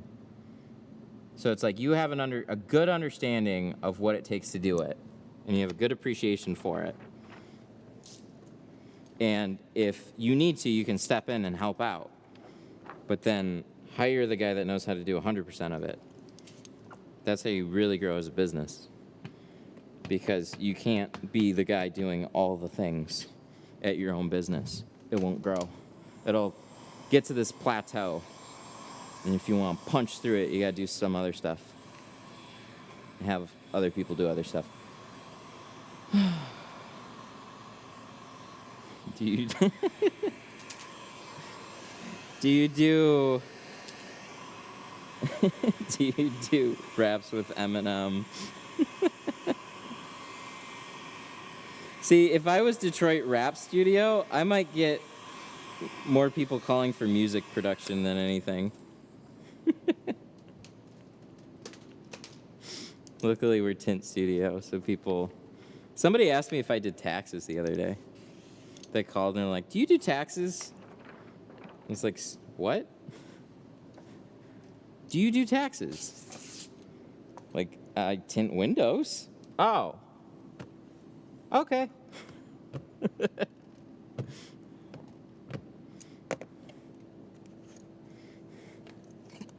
Have a nice day.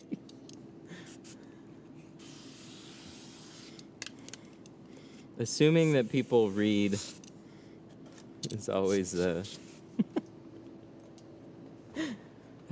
you can never assume people actually read anything. They only got like halfway through. Detroit Tit. Fill in the blank themselves. Yeah, but it's a T. He probably does taxes. Detroit Tax Studio. That's what I read.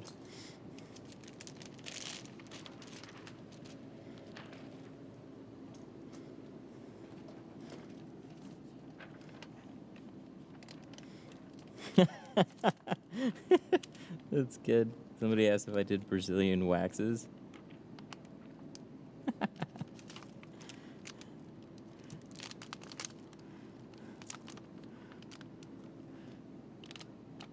How do you deal with water on sliding... Oh, on minivans?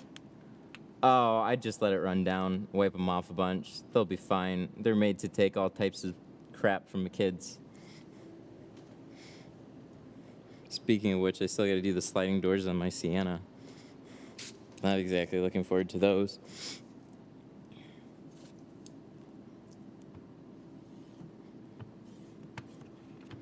That'll be fine. I've done like a couple sets of them before. They're worse than the Caravans. Caravans are kind of annoying. I had an account where I had to do a bunch of Caravans though. They'd bring in like 3 or 4 a day for like the rear halves of them. They had something with they had something set up with another company that would just outfit them.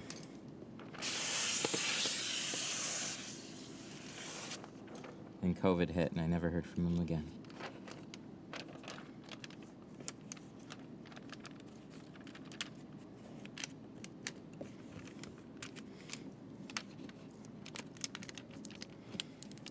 They're planning on picking it up about 5 5:30. No, I think 5:30. So yeah, get it done before then. So it's 3:50. That's nice. We got time.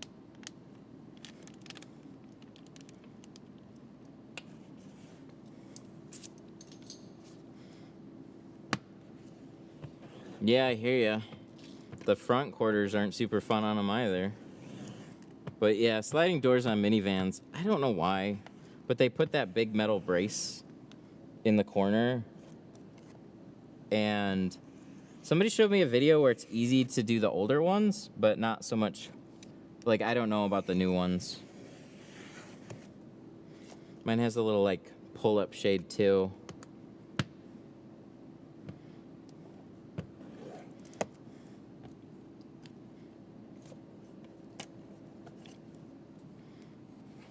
But we weren't exactly sure what we wanted to do. I think probably end up doing 20 over the back. Sun shines in. Hits my son in the face.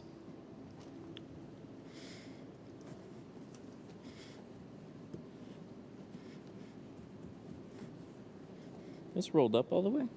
Damn, Volvo. Oh, there we go.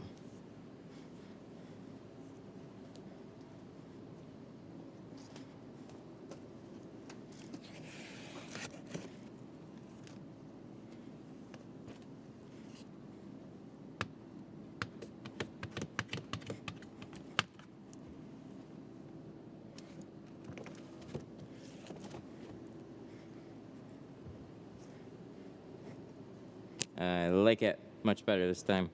We don't have any little scratchies on this one.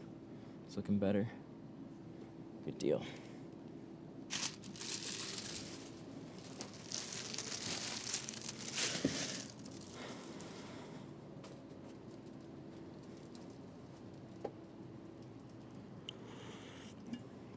What was the store called? A Peugeot. It says it funny. The store called for the brackets that hold the tint boxes. Okay, so as far as tint boxes go, or the rack for it, it was Home Depot or Lowe's or Menards. You can find the rail shelving. These short brackets, these little black ones, those are like 6-inch brackets that I found at Menards. And then the other ones are, hey! Swallogang super chatted $4. This one, this was Container Store. Did my first removal and it sucked like so much wasted time and Canon. tint was dirt due to leftover glue. How much of their work Swole requires the removal? gang. Percent-wise. Swole gang with a 5, thank you. Did my first, good God. Did my first removal and it sucked like so much wasted time and tint was dirt due to leftover glue. How much of your work requires removal? I hardly ever do removals.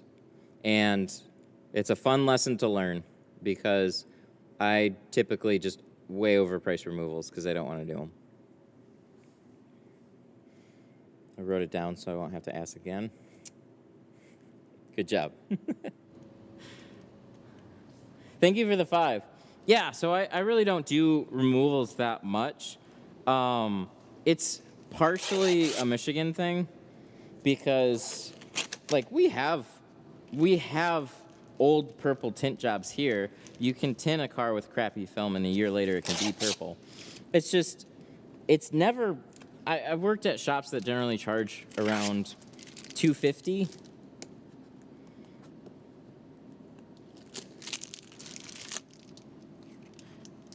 And like they'll charge like $250 for a full car starting in most cases, and it was just whatever quote they would get for removals. Like people just didn't want to spend very much on removals, so it really never became much of my business at all. But down south, you're gonna have to deal with it a lot more. I would just price the hell out of them. I mean, because that's exactly it. They take a bunch of time. It's horrific on the next tint job. So unless you paying somebody else to do them, I mean, a removal can easily take you half a day to do, and then you start thinking like, oh, I could tint like 2 or 3 cars in this amount of time. Why am I doing this? Exactly. Just make them more expensive. It sucks. So many cheap, like, people bring it on themselves. They pay $100 for a tint job, and then it fails, and then they're like, oh, I don't want to pay much to get it retinted. Peugeot is a French brand. I know Peugeot. I've watched Top Gear. I know Peugeot. Do I have that on that side? I suppose we should do the quarters then. All right. We'll do these, those. What year is this? This is a 320. Ding, ding, ding. 800 number. Canon. Ah! Here, I'm gonna... Hello? Okay.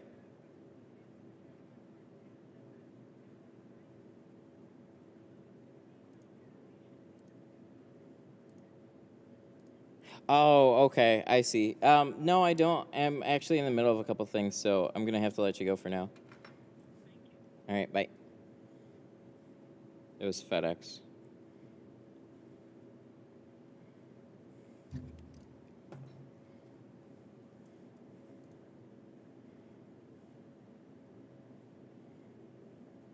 Would you consider yourself a car guy, or did you just like the work/money? I can appreciate nice cars. I'm more of a work/money person, though.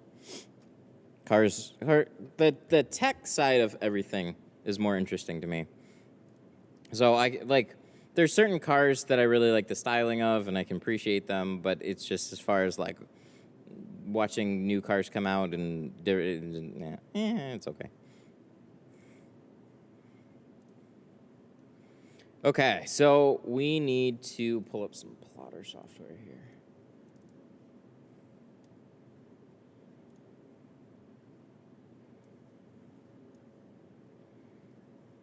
Okay, where is the button?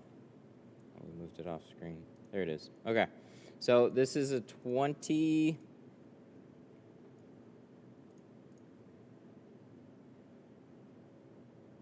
Volvo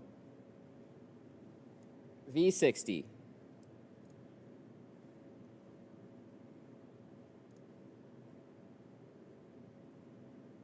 Ooh, look at that.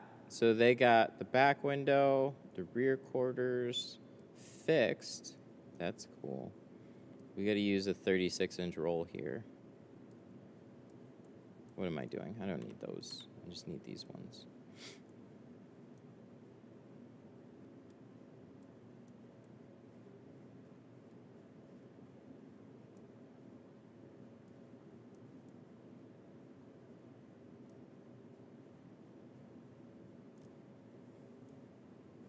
Wow, look at all this extra space. Oh, God, I get to do this on 36. My table's not set up for this right now. Why am I doing this? Guys, give me a good reason why I'm doing this. I don't have one.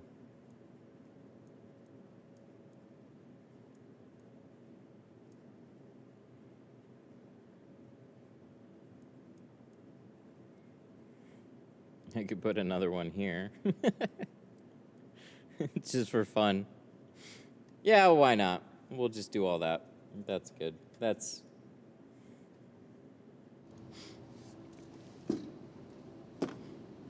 for a Plotter Depot advert. Oh, yeah, could be. There you go. That.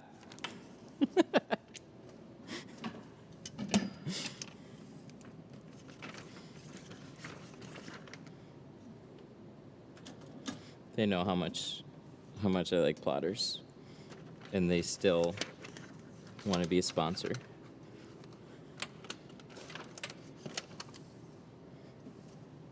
All right, so for the back,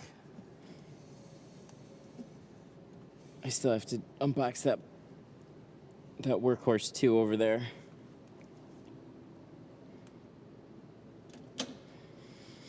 Okay, so we can kick this out, we can kick this back. Kind of want to put it about there. Let's move the cut head back over, and then click 57, that's correct. We good? We're gonna click cut, cross our fingers.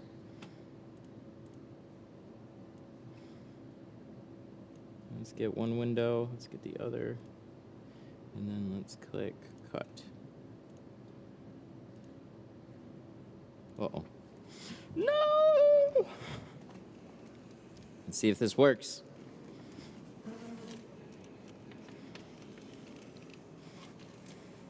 So we're cutting out all the rear quarters and the back lefts. And we're gonna cross our fingers that it doesn't just walk off the side, which it very well could. But it's not like a super wide. No, I think we'll be okay. It didn't really do anything. It's just not walking as much over to the left. Still is a little bit.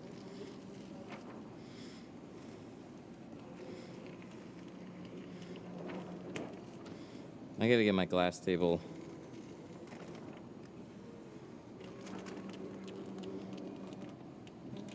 Kevin pulls the film out of it, and then it goes back in smooth.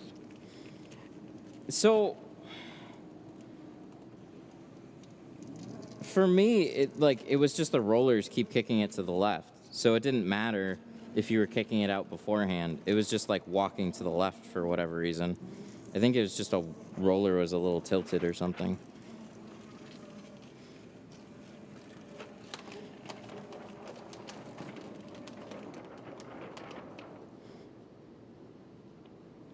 Hard to say. Hard to say for sure. These machines are always like a little bit finicky. Let's do this.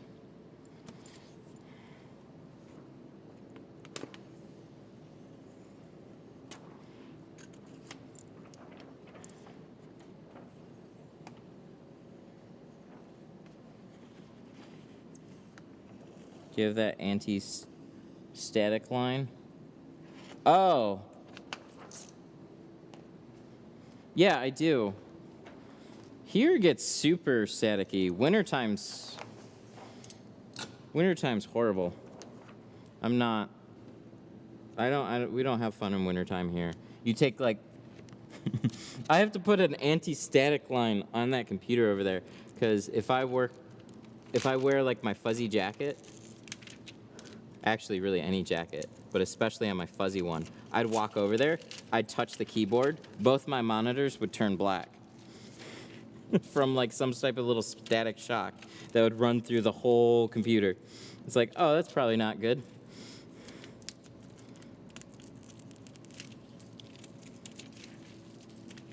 You can get a Workhorse 1 running just as good as Workhorse 2, I betcha.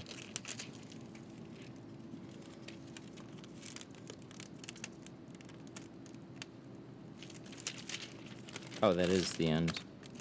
When we're getting into the dark parts, that's where I can't tell as much. There we go. See? This all cut everything out really nice.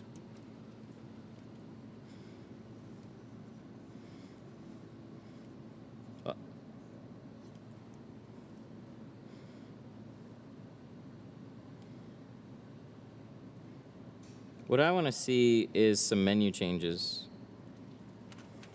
I want to see all the little quirks fixed that I was complaining about, and they're real easy to fix, most of them. Like, as far as build quality goes, yeah, the more you spend, the better the build quality. But there's some, like, really easy software fixes for the machine that should be adjusted. And that would have made a couple of those complaints pretty much go away.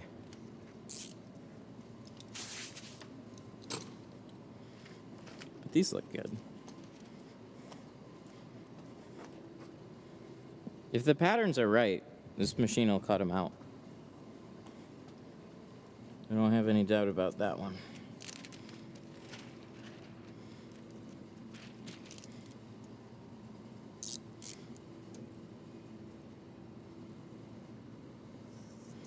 I just need to have my glass table all set up.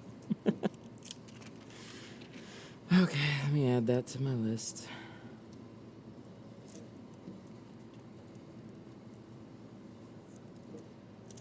I gotta order some film. I gotta set up my table. I gotta not put anything on it.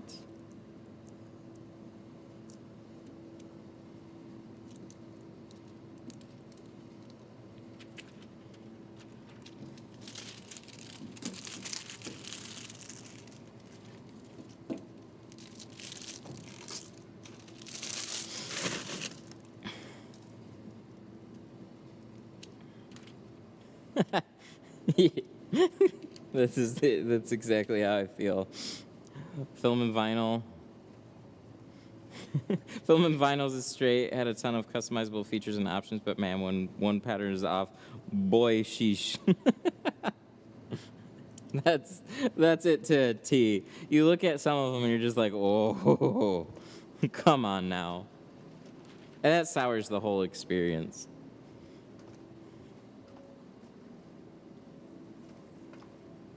You never quite depend on it. But that goes with every software has that to some degree. Where you get something and just like, oh, no, this isn't going to work. I'll have to hand cut it. Maybe it's you notice all the inconvenience when it gets real convenient, and then it lets you down. That could definitely be part of it.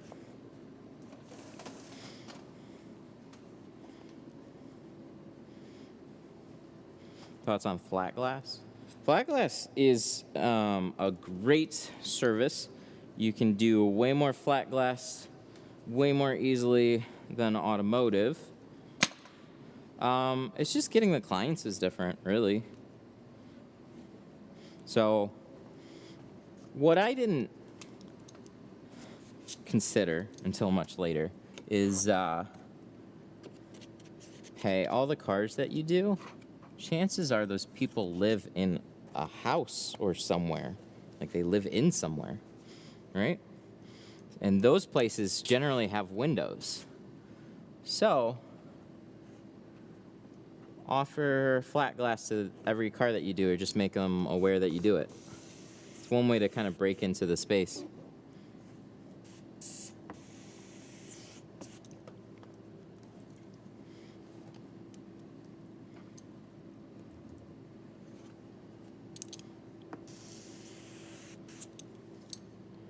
Okay, what did I... Oh, it's here. You should make your own hybrid Tint Studio Squeegee. That'll be expensive. I would love to. But you know, you either find a way to collab with a company, or you gotta get everything from scratch, and that includes molds. I don't know. I'm not really looking to spend $20,000 on molds yet. Then you gotta figure out the proper material. You gotta have somebody design your 3D thingy for that mold. It's a whole process, man. Manufacturing is expensive.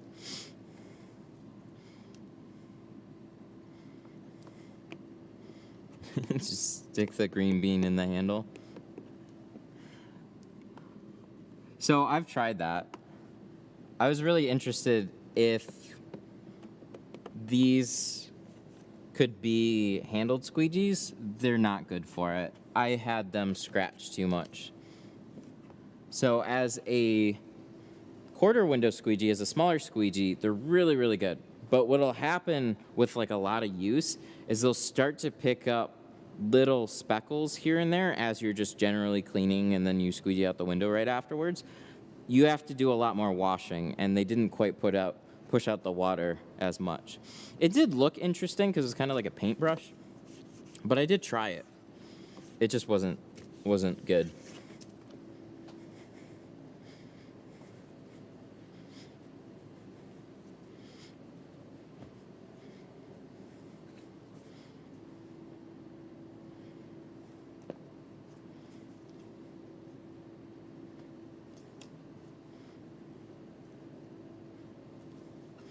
This pattern worked well. It was a little wide, though. Oh, shit. Did I... It's a little wide, and is that really a gap? God damn it. How'd that happen? So we're, like, all the way covered here. So I'm going to have to bring this over. I'm glad I cut out 2 of them. I didn't notice that little bit. This is actually a really wide pattern for it. You can kind of see the edge here. I have an extra one. We're just going to use this one. Yeah, the tri-edge was a collab. So, like, Tri-Edge manufactured it. They called me. We were talking for a little while. By a little while, I mean a little while. They... What? No! Canon. 2 seconds. We'll fix it. We've been running our batteries too much. So yeah, this thing. Oh yeah, and somebody asked me last time. So this guy right here, you see how there's printing on it too? That's extra. They don't do these on the regular ones. Oh no! That's it. Show's over, folks. It was real slight gap, like real slight, but it was there. That's why I didn't notice it.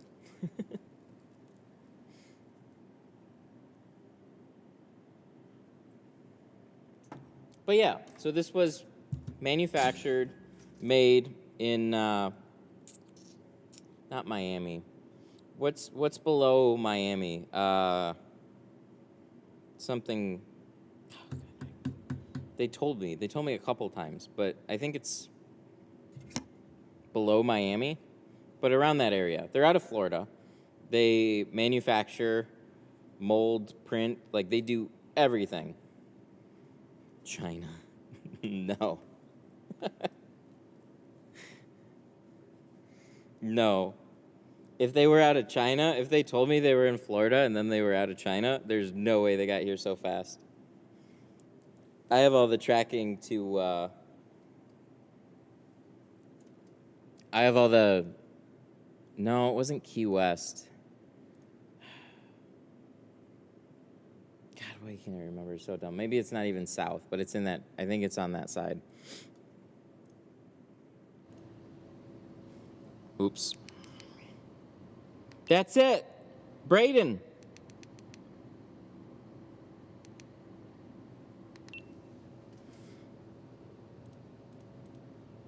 That's it. Braden got it. They're out of Palm Beach. I don't know exactly where that is in Florida. I assume that's a little bit below, but I don't know for sure. But yeah, they're out of Palm Beach.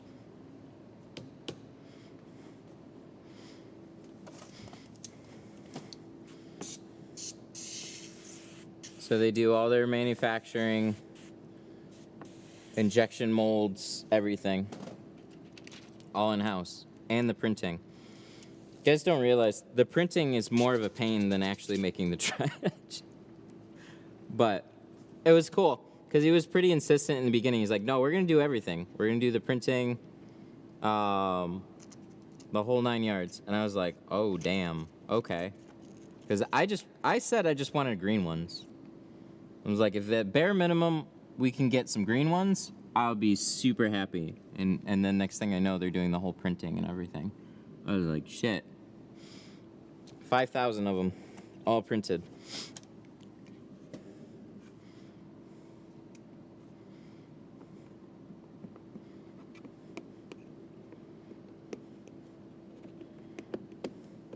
There we go. That's better. So they're modeled after the yellow ones, but I think the color or production run always has a little bit to do with it. The yellow ones to me were always like super smooth.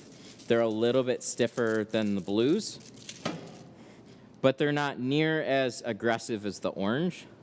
I was never really a huge fan of the orange ones, but the yellow ones, that's the ones they're supposedly modeled after. They're really, really good. I'm very happy with them. That's north. Well, thanks. Good to know. I thought Miami was pretty south, but I thought they were more south than that. Is it on the east side? I can just look at a map. I just didn't. Somebody got it, though. Somebody guessed. Palm Beach.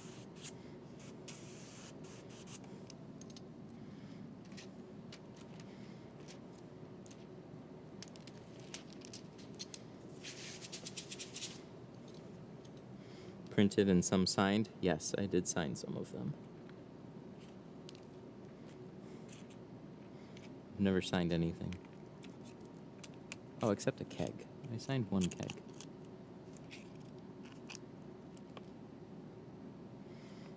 Yeah, Jay, the owner, he likes to tell me about the area. Because he'd call, and he's like, hey, how's it going? I was like, oh, not too bad. We just finally had a giant snowstorm. He's like, oh. It's like 80 here right now. And it's like, ugh. You should come down here. That would be nice. No, we choose to stay here.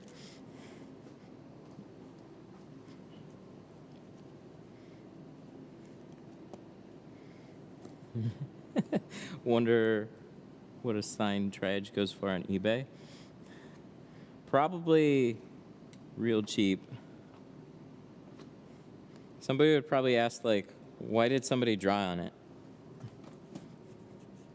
That's the question. Who drew on it? Why? I want Matt to sign my forehead one day? Why? Then you gotta put it like a piece of tape over your forehead when you shower. It's always gotta be there. It's permanent.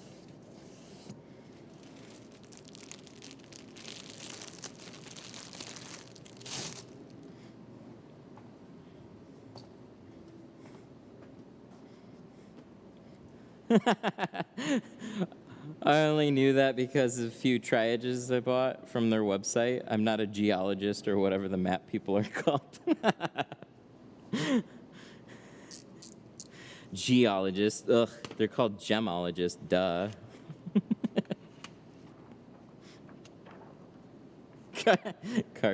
Cartographers.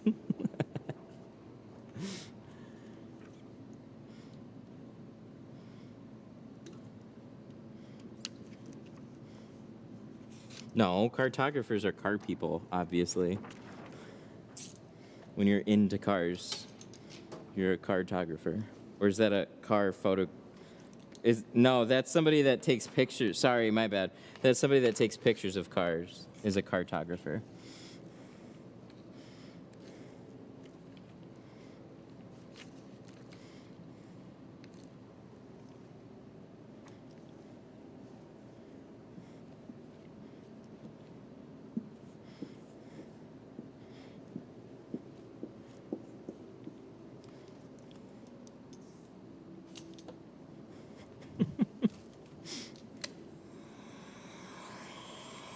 No, I'm still standing by cartographers take pictures of cars. I think the pink ones are really the best ones for me. Well, we're going to ban you then. No, we're only green triages. Now, pink ones, fun fact, they're a more expensive material too. They're their most expensive ones to make.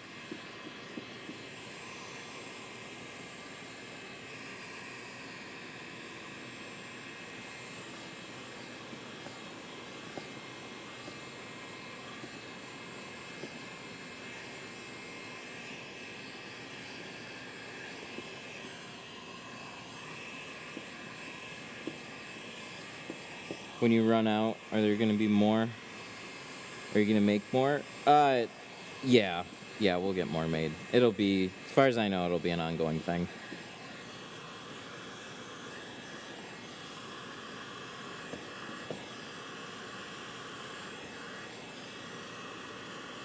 I took pictures of RVs. What does that make me? An RVographer. Obviously. If you're a truck photographer, then you're a truckographer.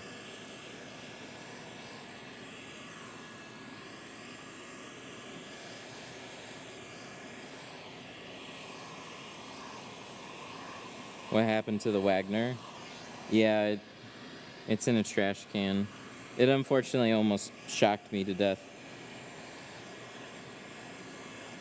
I'll buy another one though, one of these days. I have this problem where like I remember when it's time to use the job, but I completely forget when I leave this place. So then I come into work and I go, oh yeah, I need to do that thing. And that happens about like 10 times before I finally buy a new one.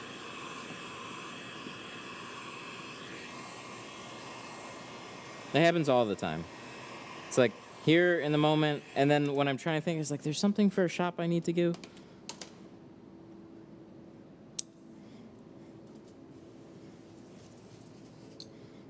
My Wagner started making weird noises. Yeah. Definitely keep a spare.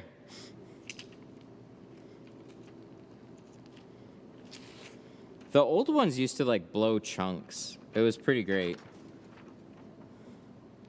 So the old model Wagners used to like start spitting out flames and stuff. These ones, they just kind of fizzle out for me, or they go out in a blaze of glory.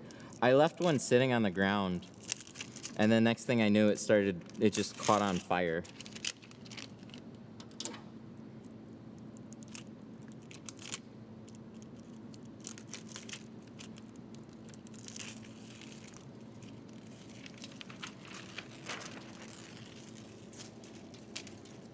Can you sign my triage? Sure.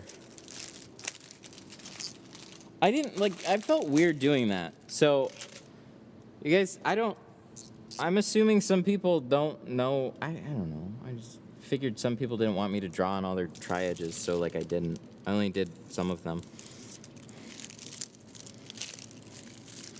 Then I like threw in an extra one because I was like, do people even care?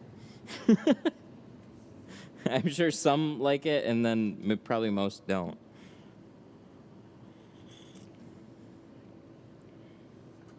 DC Customs. Canon. Can you put DC Customs or something like that, like in your name? So it'll ask for like your name. I don't know if you can add that to like your order details, just so I know. That would be helpful. That way when I'm going through the list, maybe I'll just do all of them.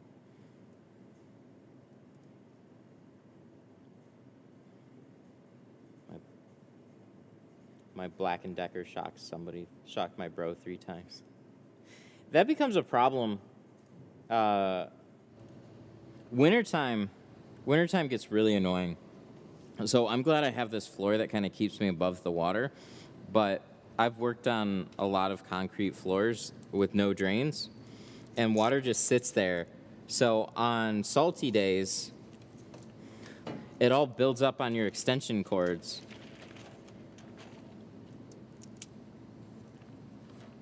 Oh no, see, here it goes. Shit, I should have signed all of them. You didn't sign mine and I bought 2. I'm sorry!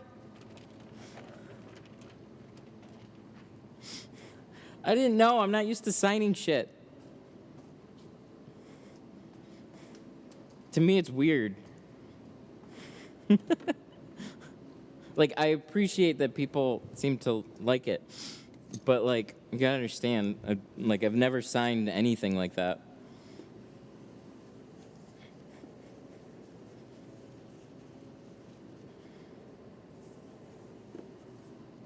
What? Hang on. I bought 5.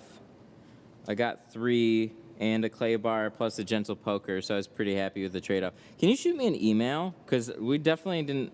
I've been sending out the orders. I didn't mean to mess it up. I'll get you out the other ones. There shouldn't be like a trade-off. Keep the other stuff, though. Yeah, if I've screwed up somebody's order... Not upset, just forgot to ask. Okay, shoot me an email. Shoot the My Tint Stuff email. An email. And then we'll make sure it gets you get extra ones out.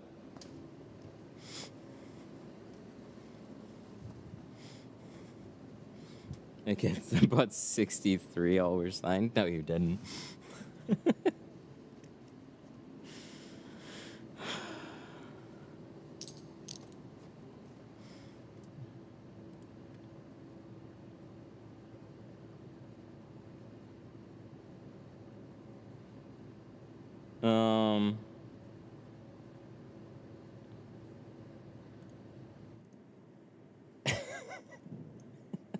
You guys. I'm trying to keep up with some of this right now. Clay bars are more expensive than tri-edge. They are, actually. But it's not a big deal.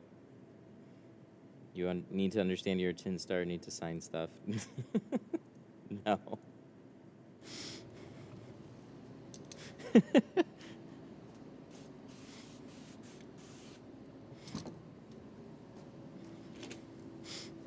I don't know how to respond to that entirely.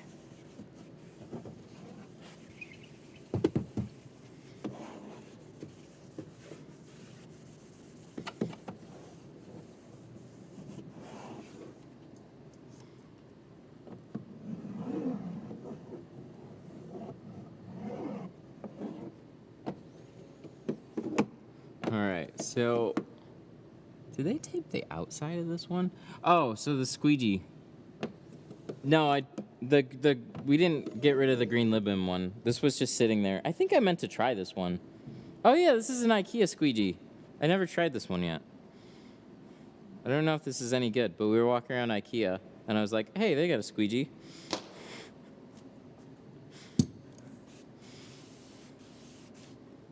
So I decided to try it. I don't know, it was okay. I think it's probably better for what they're made for, which is just big flat windows. The Libman one so far is still the best.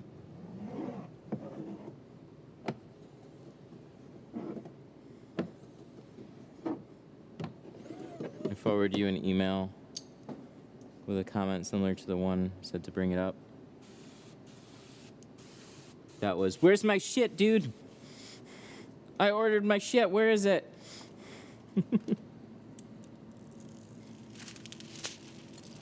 All right, I'll mark it down. I have more orders that are going out tonight/tomorrow. So whatever is getting ordered will go out tomorrow morning, ASAP.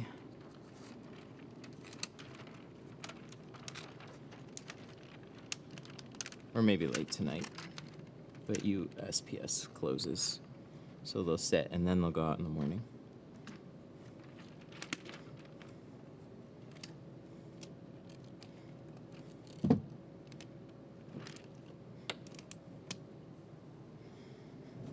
Ugh.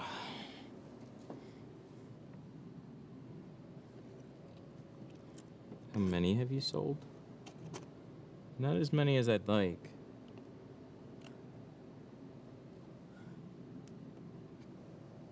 Honestly, I think a couple hundred so far.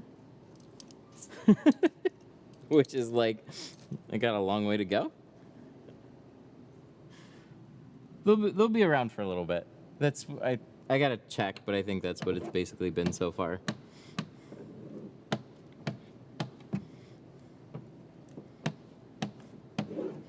It's where you gotta have a real hard, honest look at what you do.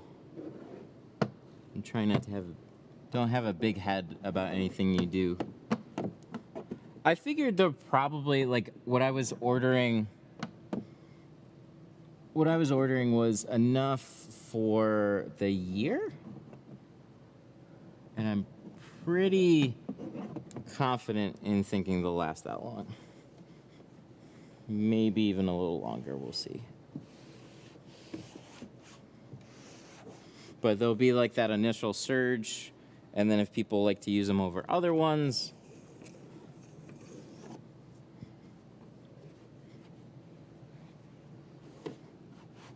We still got felt cards. We got Detroit Tint Studio felt cards.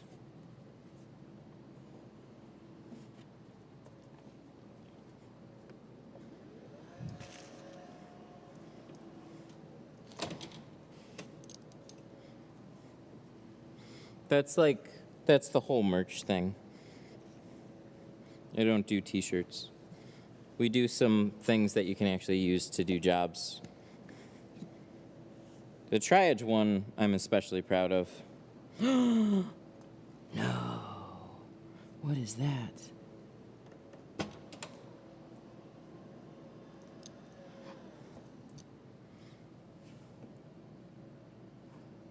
No, there was a schmutz. That's no fair. Look at this. There's like sticky schmutz all over this back window on the outside, so I didn't see this little bit all the way up in this corner. Now I gotta redo this whole window because of that. Pattern was great. You gotta be kidding me. Of course it's the corner. Why is it the corners? Yeah. Bummer. Maybe we should just take a 24-inch roll, cut this.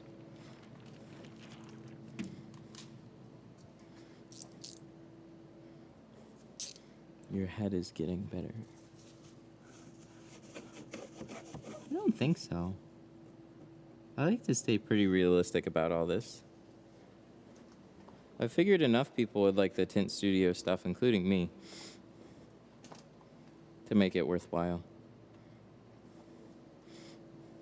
But I would have started with, you guys like that? You guys like the water on the lens? I would have started, it's just a little bit. I would have liked to not order 5,000 of them. I think 2,000 would have been a good start. But what is that? Oh, no shit. That's a scratch. There's an actual scratch up here. So it's not all my fault.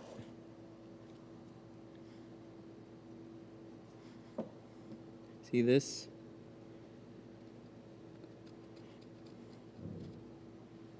Maybe it's not. Maybe. See, I gotta be real careful because there's a defroster line right there. See that? No, there's a little scratch there. How about that?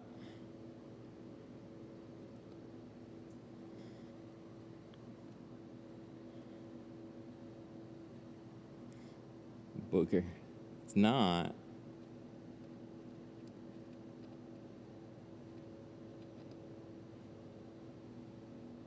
There was definitely some buildup on it, though.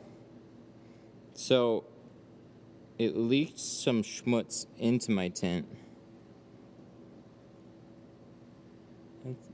How did it? Well, it was used. This was not a new car.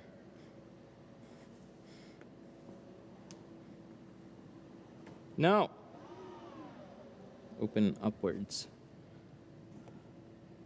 Yeah. Definitely a little scratch there. I mean, it was not a new car.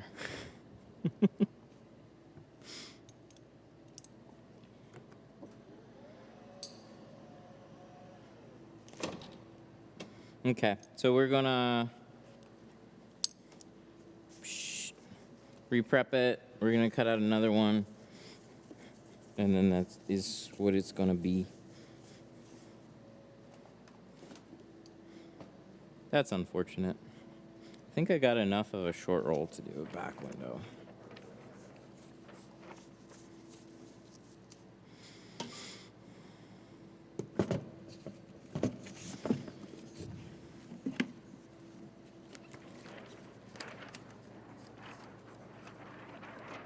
Okay, we'll use this one. How did a scratch get there? Guessing, but see, there's like a shelf here. So maybe there was just something from the previous owner that was sitting there. And then then it hit the glass. Don't exactly know though. I just know that there's definitely one there.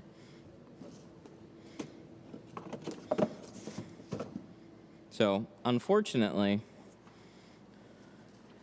that is going to stick out a little bit. Wah!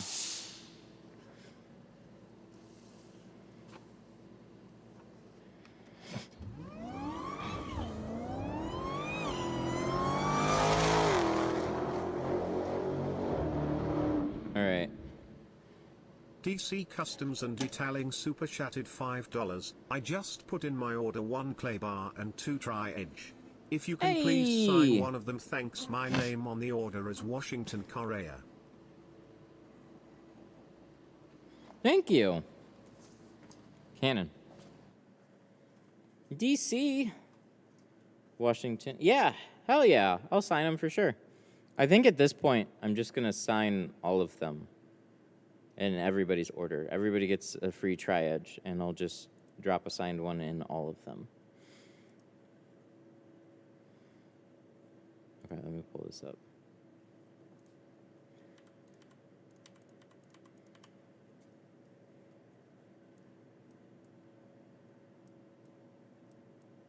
You get a signed one, and you get a signed one, and you get a signed one. Okay. What do you think? You think there's enough? Okay, cool, there's enough.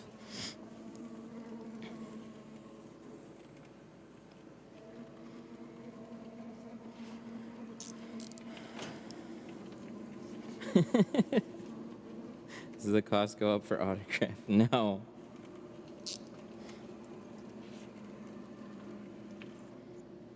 It does take longer to do, though. Wow, we're like right at the end here.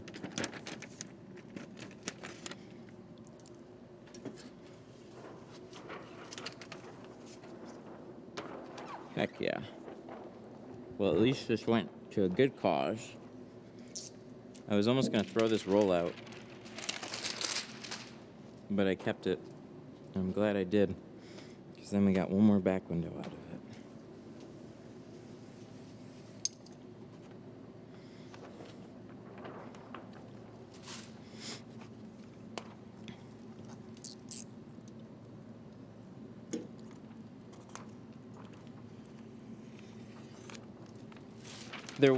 There was a little bit of trash in where the scratch was, but it's still gonna stand out. So it's one of those things where it could have been like a hard line of something, like a glue or something weird. Like, I don't know. So no matter what, we would have pulled the film off to try and like clean out whatever it was, and then that's where we kind of just found out that it's a scratch. Wow.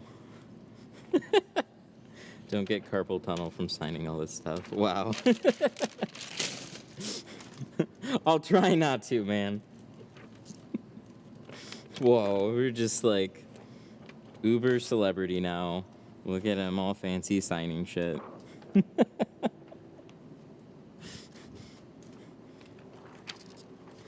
Then I'm gonna get a comment that's like, ugh, why'd he draw on mine?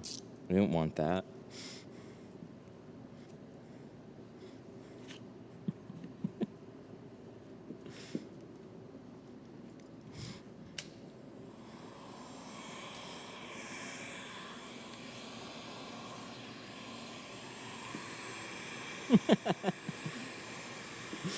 Might have to hire a bodyguard after this. Get a stamp and just... Oh, come on.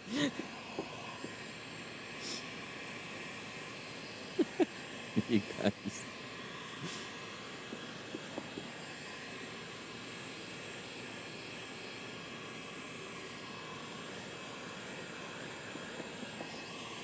All I was gonna say about signing it is like, it'll take a little bit longer because you have to sign it and then let it dry for a little bit. And it's with a Sharpie, so it can, I was scratching at it and it can come off, so. The interesting thing about the print is like, here's the thing about tri-edge, is the point is they're supposed to be as slick as possible. They don't want anything to stick to the material. So they had to use a special primer to get the print to even stick to it. So it's like a two-stage process. They have to first prime them, and then they have to stamp them. But both also need a little bit of drying time.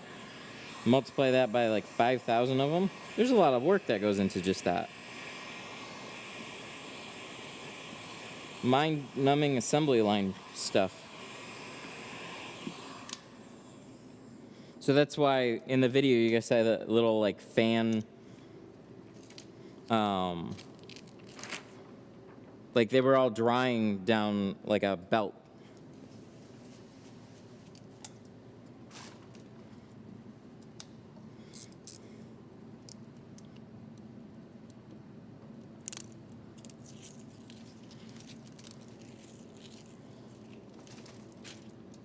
Use a paint marker. I gotta go find a paint marker then. Should I go find a paint marker? Can I go get one from like Home Depot or Lowe's? Because I'll go get one of those instead, if it works better.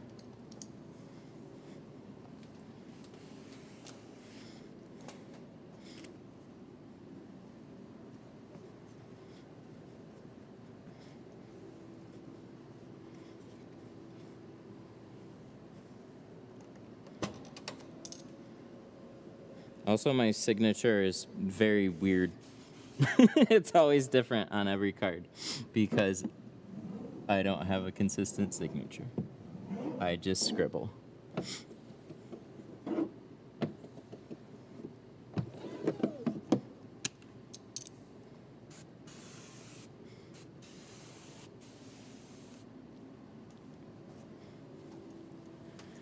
Paint marker wouldn't be much different than a Sharpie. Well, now here we go. Amazon. Oh, well, then we're definitely not going to do it. Because these got to go out tomorrow.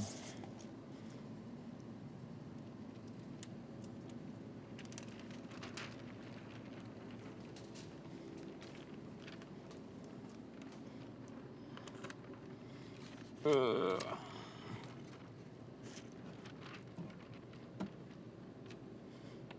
So, the Libman, you can find that at like Walmart or Amazon. It's in like, if you ever walked into one of the cleaning sections, they'll either be with all, like near all the, I don't know, like laundry stuff, or they'll be in a separate cleaning section with other laundry stuff. They usually have like a couple different cleaning sections. One that's kind of mixed in with the groceries, and one that's kind of a little separate. Menards, yep, they have them too. Food for Less.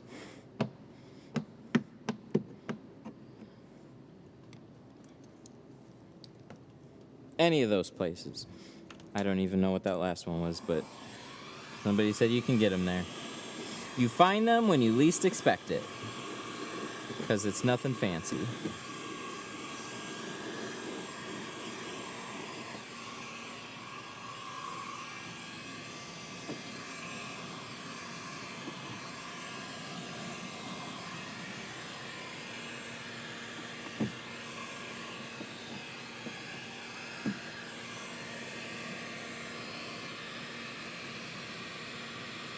Yay, that's on the outside. Well, that's better. So what is the scratch gonna look like? That's always the fun. It's always the fun bit. So initially, nothing. You're not even gonna notice that it's there, but when it dries out, that's where you're gonna see like a little white line there. And then the other question is like, what created all this? So like there's glue here, glue here, glue here. Like it's kind of just all over this back, so I don't know. Who knows exactly where it came from, but it's just there.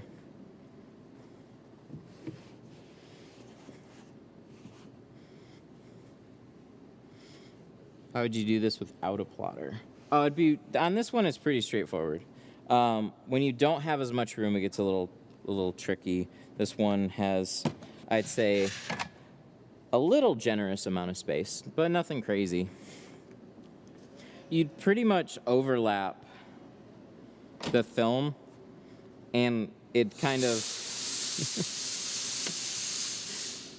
you have an overlap here, and what I'll do is I'll put a little like incision here and then create a relief cut, so connect down to it, and then I'll cut out this way and cut out this way, and then trim on the inside if I need to.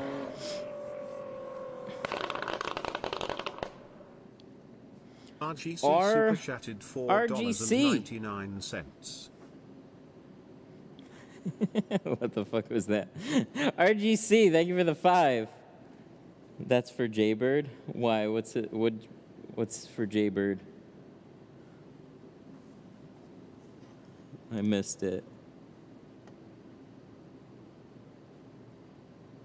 But thank you. Thank you for the 5.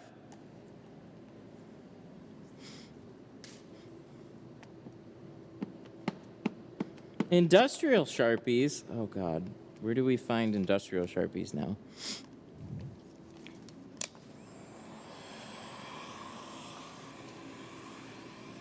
Do we have these turned? We don't need to shrink these, but if I'm gonna shrink them, which way do I gotta shrink them? Do I gotta shrink them up and down, or do I gotta shrink them sideways? I forget. I think diagonally, honestly. This is dangerous here. I don't remember.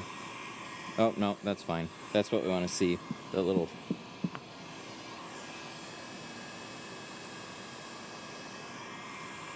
Oh, he named the squeegee you use? The hybrid.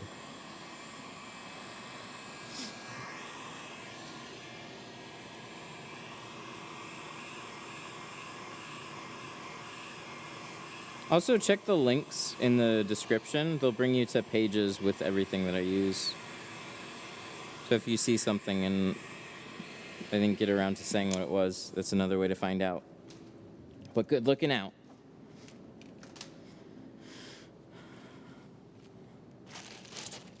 Okay. So now we gotta... I gotta lean my head down more.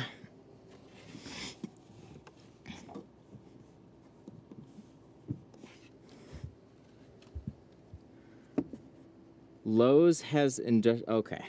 All right, I can make that happen. Industrial fine point. I still like them to have like this end on them. So as long as it's just like a stronger thing, like this is easy. It'd be too scratchy using like the super fine point stuff.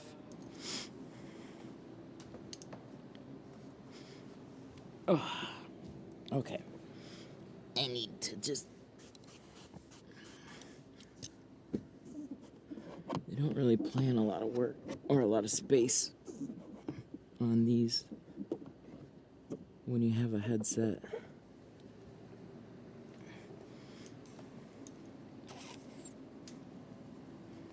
How long did it take you to learn how to hand cut? I don't know exactly. But it's all I did. We didn't have a plotter that we were using.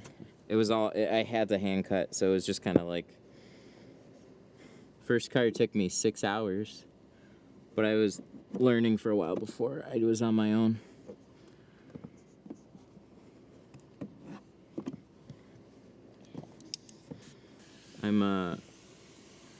Oh, that's cool. So if you're working in a dealership, you're using a plotter, you want to learn how to hand cut, just every once in a while, just take one of those windows that you plotter cut and then just try and hand cut it when you got some extra time. Just like,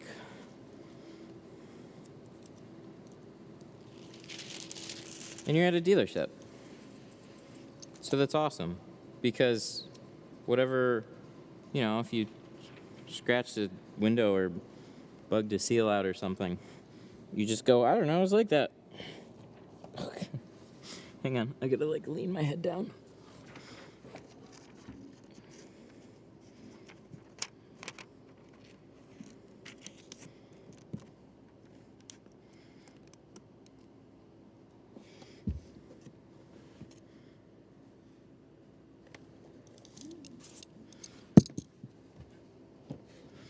Oh my God, there's so much space. What was that? That sounded fun.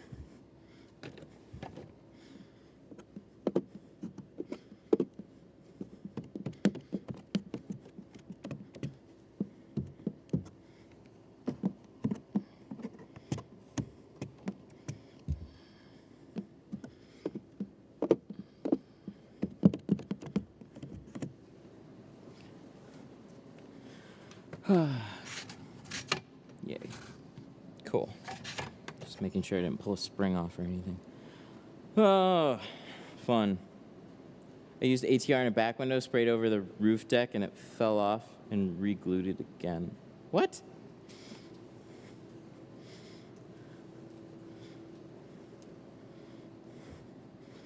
What happened? So what ATR, like I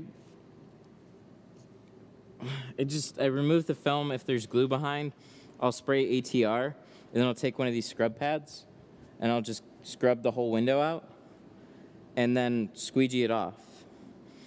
You gotta like take it off the window though. Don't just let it sit after the fact. But you like clean it off and then squeegee it. Also, it helps to put a couple towels down too, just in case. Okay. 1, 2, 3.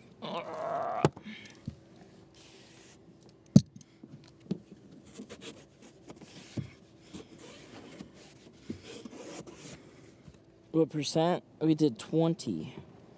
I hope. Right? We didn't do 5 accidentally, right, guys?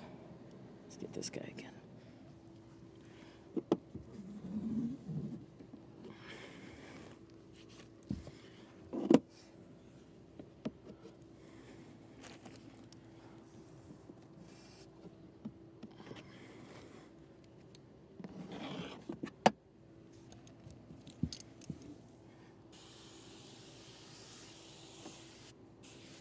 Ugh. Do you remember the first time you did a video? Not incredibly well. I do remember lots of lots of problems trying to shoot any type of video. So what was always funny about shooting videos anywhere is everything's quiet, and then you hit record, and then everybody comically does everything at the same time. Not on purpose.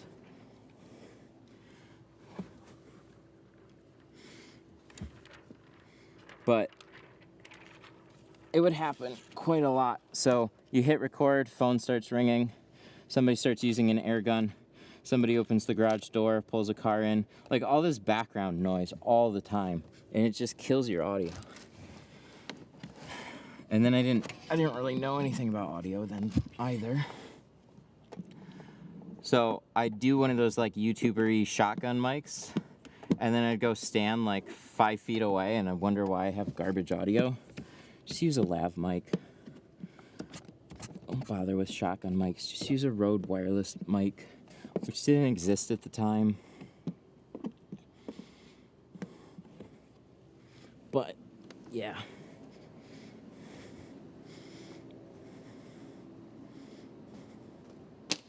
I didn't know anything about it. And then I also hated filming with other people in the room too. So like I hit record and then somebody like walks in the room and I'm like, can you not? I'm trying to film a video for my YouTube channel. Ugh. They'd be like, oh, okay.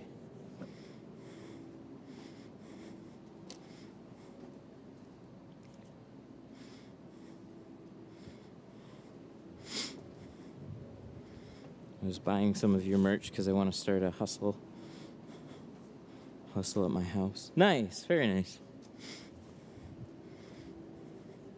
There's definitely some good tools there. Check out Sun Distributing and Tint Depot too. All those recommendation lists. So whatever you see me use that you can't find at my own store, they carry so much more.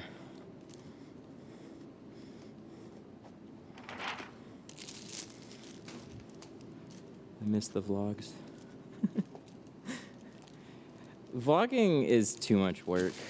So I've been following this class. Casey Neistat had this really cool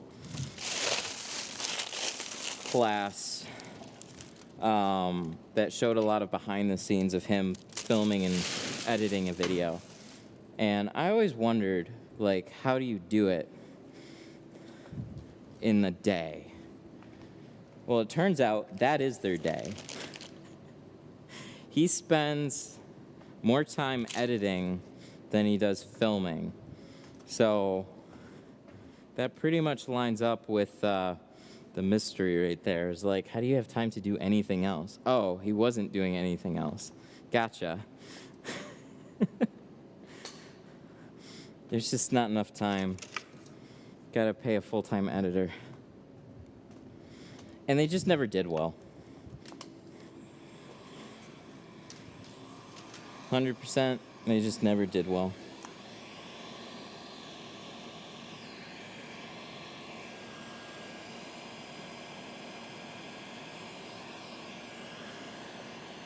Yeah, he did. He was nonstop. He didn't have a home life. His home life was the vlog. So he would wake up at 5 or 6 in the morning. He would run. He would shoot a vlog, and then he would edit for the rest of the day, and then just do that 7 days a week. Did nothing else. And so, what's cool about that little class is you get to see him run through that entire process. Canon. Hello, Tint Studio. How can I help you? Hey, what's up?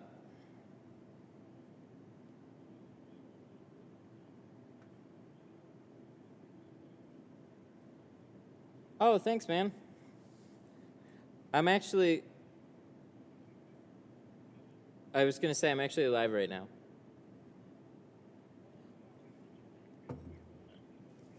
Okay, hang on. Can I put you on speaker? Hello? Yeah. I was asking if I could put you on speaker because I'm on the stream right now. Oh, okay, not a problem. I wanted to ask because I knew you were using Denison before. Okay, yeah. Because I got to switch films. Is that a good film? I've actually talked about this a lot on the stream. Avery Dennison, I think, is a pretty solid company.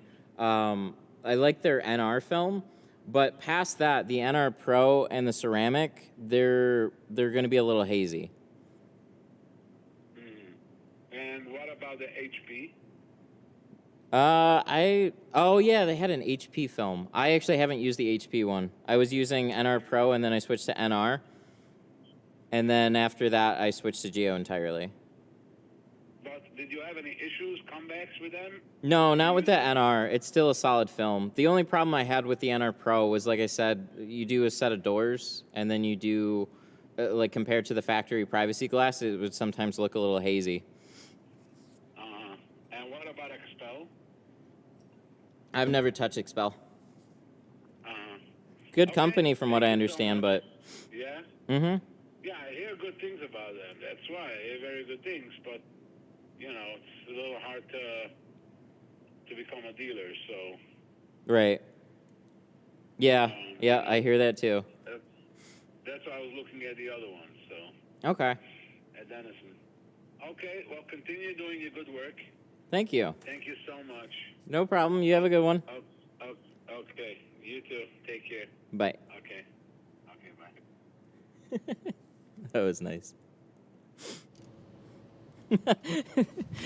One of my favorite, like this is, it always makes me laugh. I really like your channel. Thank you. I had a couple questions. Okay. I'm live though. They're like, oh, you are.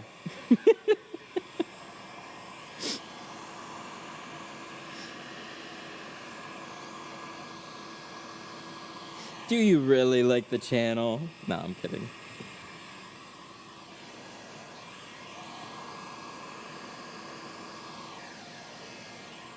What size film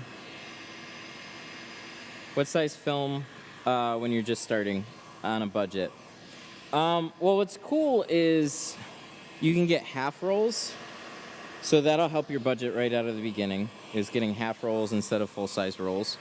So you can still get a good film without overspending. That's the best way to get in carbon and ceramic too. Just get half rolls.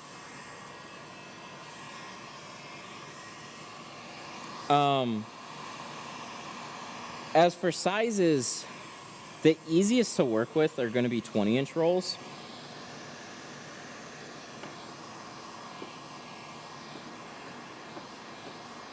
You guys. So 20s are going to be the easiest to, like, so if I'm just doing door windows on this one, like 20-inch roll, just real easy to handle, cut off a piece, and then move on. If you want to save a little bit more film, use a 36, but you're going to need 36-inch rolls for back glasses anyways. So get 36s and 20s, but the 20s don't fit all the truck windows, so then 24s, so that's why I pretty much only ever get 36 24s. But if you only want to get one size, get 36. That's kind of like, there's pros to all of them.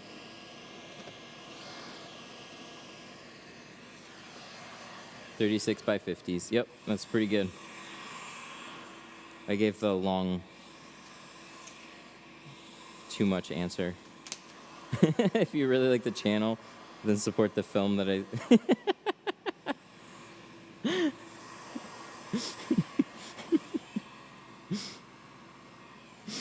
That's how people are, though. There's no changing that. Like, for whatever reason, it's just, it's how people, like, hey, I've been looking around at film brands. Have you thought about Geo? So how about Avery? No, that's just how people are. Most people want confirmation of what they're already looking into.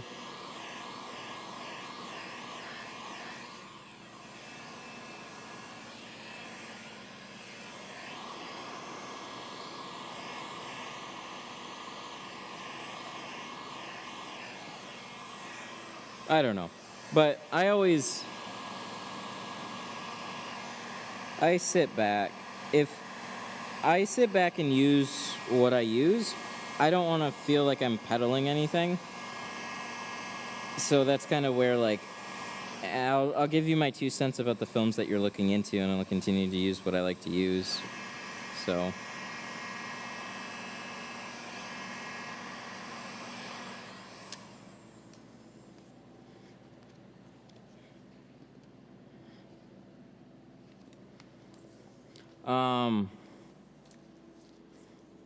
I got 9 rolls of Geo, 36 by 50. Nice, very nice.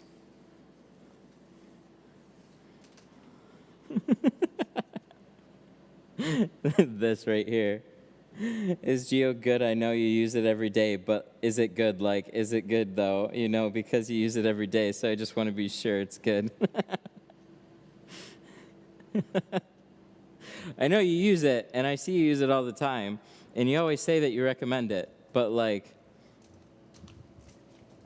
you like it? Well, these aren't all friends and family cars coming in here. I gotta install something that I know I'm not gonna have a problem with. You guys saw a problem the other day at a Peely window. I had to take care of that. That happens from time to time.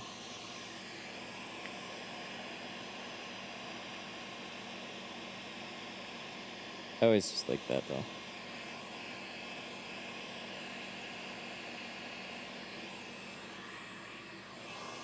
So I don't know. What I've noticed often happens is people settle, like on anything, like they'll kind of do their own research, then they'll kind of settle in on something that they like, and then they want a bunch of confirmation bias. Because they're pretty much all set on ordering it anyways. But is it good? I sure hope so. Or this is pretty much going to turn into a 100% removal channel.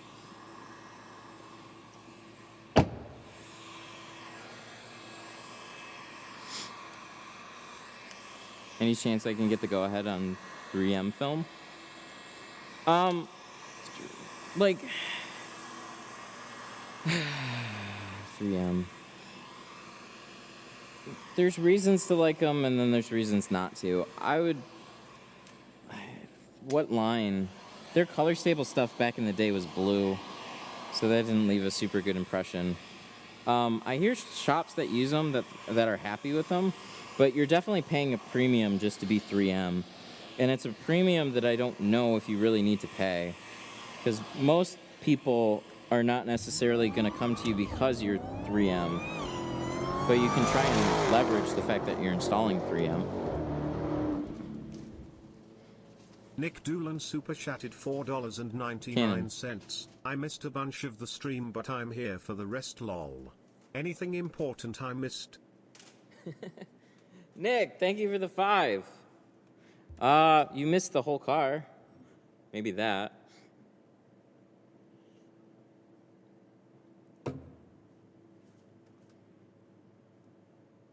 I really like the video where you tinted outside in the Philippines. Oh, thank you. That one could have been so much easier. Shows you how much I tint outside. Use your gator blade trick the other day. I flipped it backwards to take out a crease. Gator blades are amazing for creases.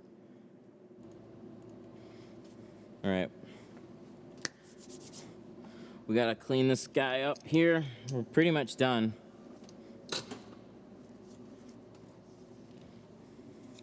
Nobody cares about what film you use until you start telling them. Pretty much. So the only thing that's really strong about 3M is like going to be the name 3M.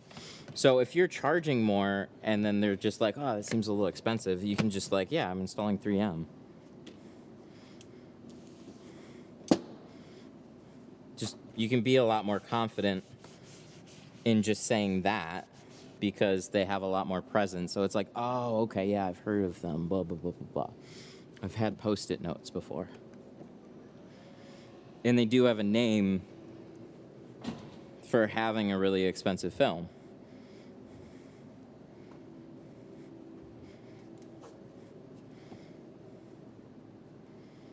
So what I've heard from other companies that has installed 3M is most people are overall happy, but they feel like they're still overpaying for like a similar quality. So there is that.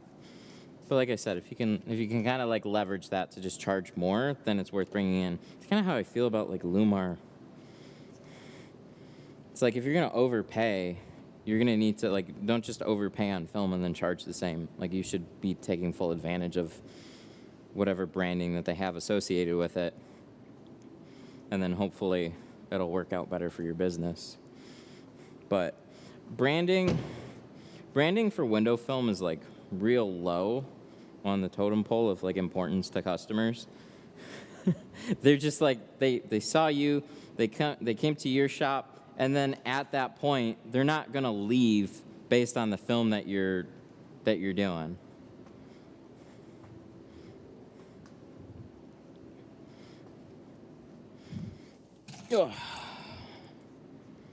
Well, I'd say she turned out pretty good. So this is 20%. All the sides and rear.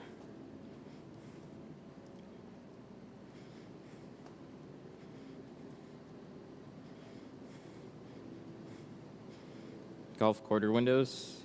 I vinyled the outside. They are a pain. Excuse me. Canon. How much of your class is going to be? They're $2,000 for the 3 days. There's more details on the site, though.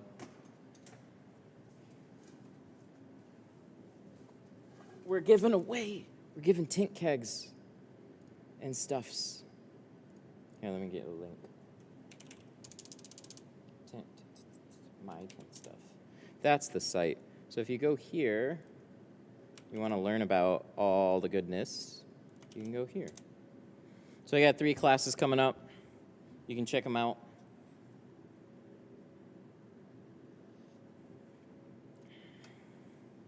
The golf quarter windows, you really need something special to tint those. You need like a squeegee on a stick to try and get those things all hammered out, right? Or you got to get new clips if you're going to pull the things.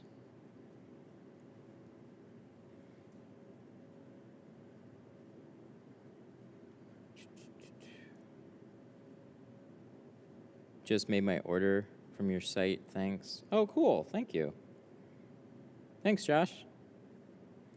I feel like these streams are already classes. They are. Would you believe that? They already are. But then I still got asked a bunch about doing classes.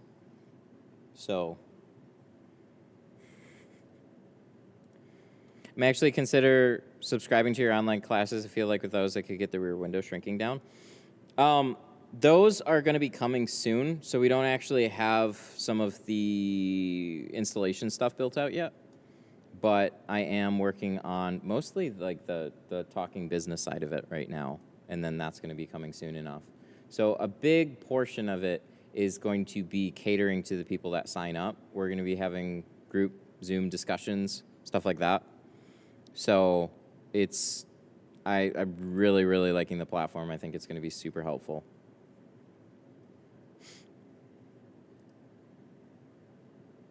But if you're looking for it for just that right now, it's not quite there yet. Do you let the customer know that you're going to vinyl wrap? Yeah, I would. No, I'd tell them ahead of time. I was trying to remember. We kind of figured that out on stream. I've heard of it. And then what I did, let's see, I had the, guys, we got some good comments. What was I saying? So when I had the Golf, I was planning on doing the quarter windows on the inside, and then we just took a long time because I think we had to do like film removal too. And then the guy was watching the stream, and he was super cool.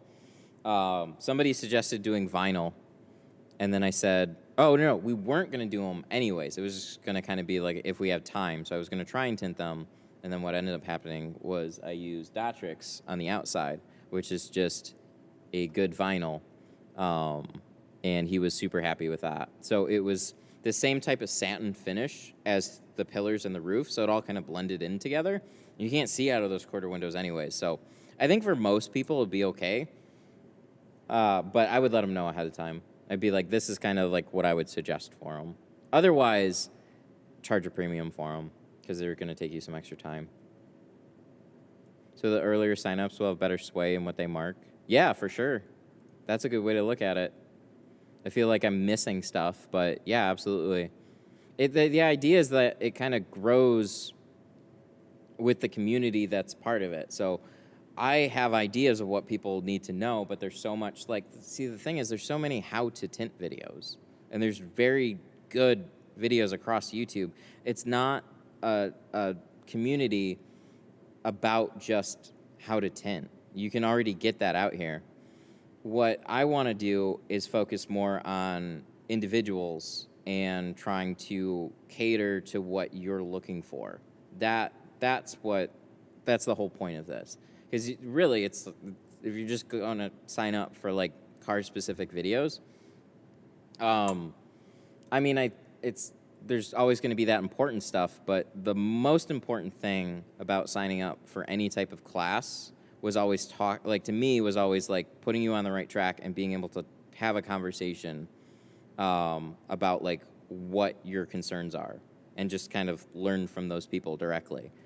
So even on a 3-day class, like the big draw is like learning how to tint, but what I noticed was there was so much time spent not tinting, just hanging around and talking through situations, and why isn't that already a thing?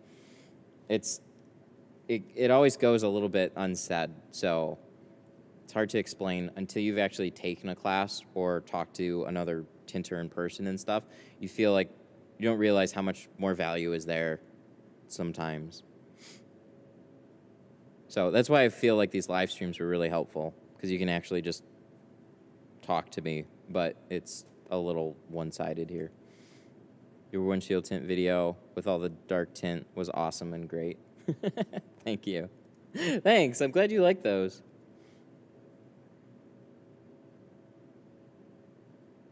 Just saw you in Austin Cook's YouTube video. Oh my God. I remember that. Yeah, at the conference. He was so laser focused on hitting every booth. when we were there. I talked to him for like 5 minutes. I ended up talking with his videographer a lot more. RGC, thank you. RGC super chatted $4.99. Good job, my man, for the tips and tricks. I don't know why I pointed back there. Thank you for the 5. Good job, my man, for all the tips and tricks. Oh, and then there's another one here. Oh, thank you. I really appreciate that. Glad you like them. Your lives are super helpful. Everything I know about window tint, I learned from your videos. Everything. I always watch the other stuff too, but I'm glad to hear it. Glad to hear that they're helpful. Can you wet shrink with glass aid? You're going to have a little bit of a harder time wet shrinking, honestly. Sometimes it just pulls loose in the corners, so don't overstretch it. Like, you can do it, just make sure those corners are locked down. So sometimes I'll go over it with a heat gun. Because, like, if moisture's sitting there for too long, it can start to work its way under if one of the edges wasn't quite locked down enough.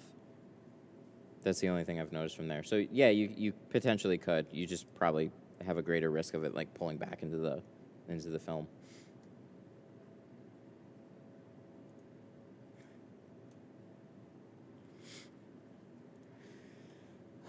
Do you... Let me show you what I feel like. There's a couple people.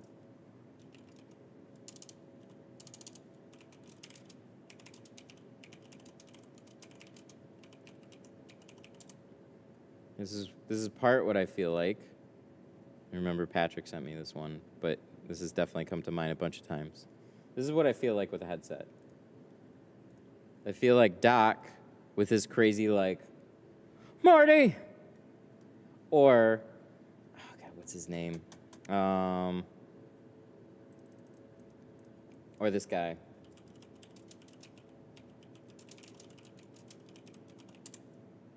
Rick Moranis with, he had a couple. This one.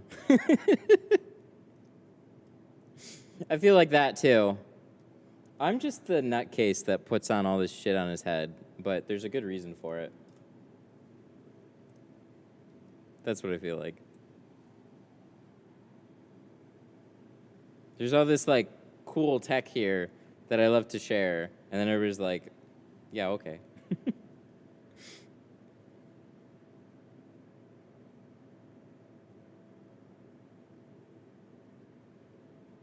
Yep. Honey, I Shrunk this. Honey, I Shrunk the Kids and Back to the Future. Yep. Oh, I gotta take a picture. Let me send this to the guy too. So we'll walk back over there, take a picture, let him know. 'Cause it's late. I'm used to doing this in the mornings.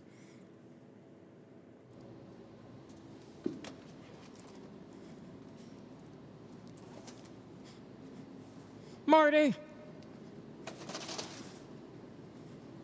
Yeah, when Doc was trying to tell him how cool Back to the Future and all that stuff.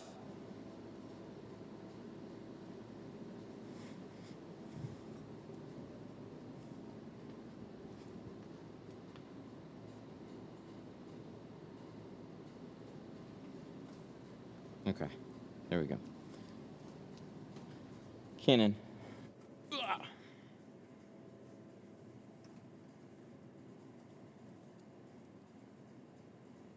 Think I'm allergic to life? That's no good.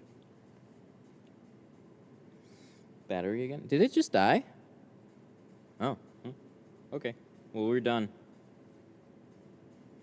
So let me...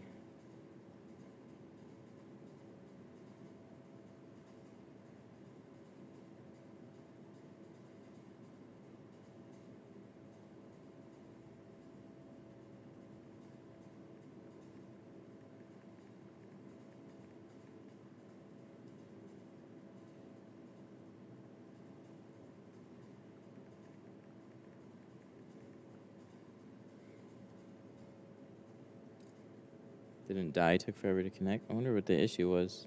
Huh. I wonder if a connector's wearing out or something. I just put a different one on. That's not good. Anyways, we gotta shout out some super chats.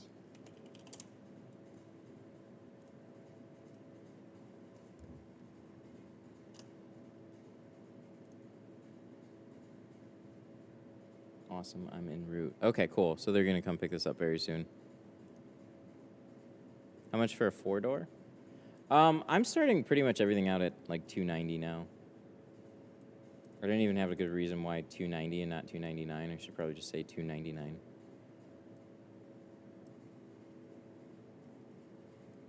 It was just kind of like a spur of the moment thing. As we were coming into like a bigger, like spring and everything, like I keep hearing other places right now, and inflation was crazy. Film costs have gone up, inflation on everything, and I'm hearing other shops in my area, like from my own clients, are like, wow, your pricing's really good, which means that it should be more expensive. So I'm not drastically increasing it, but I am definitely starting, like, I pretty much like, I think 290, like 350-ish for carbon, and then like 450 for ceramic. So I'm not really bumping up the other ones as so much as just starting out the entry price, which I always felt like it was a little low. You still busy with the 290? I'm getting the same amount of calls. Like, I'm not getting anybody to act differently at 290 than I was before. So I could probably be more expensive than that.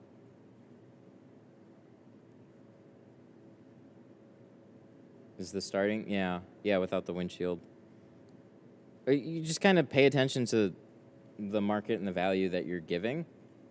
And you're always going to hear from certain people that you're more expensive, but that was the case at 240. So I don't know. All right, big thank yous to all the super chats today. RGC, Nick, RGC, DC Custom, Swole Gang. Oh God, I can't pronounce this one. Ignatov.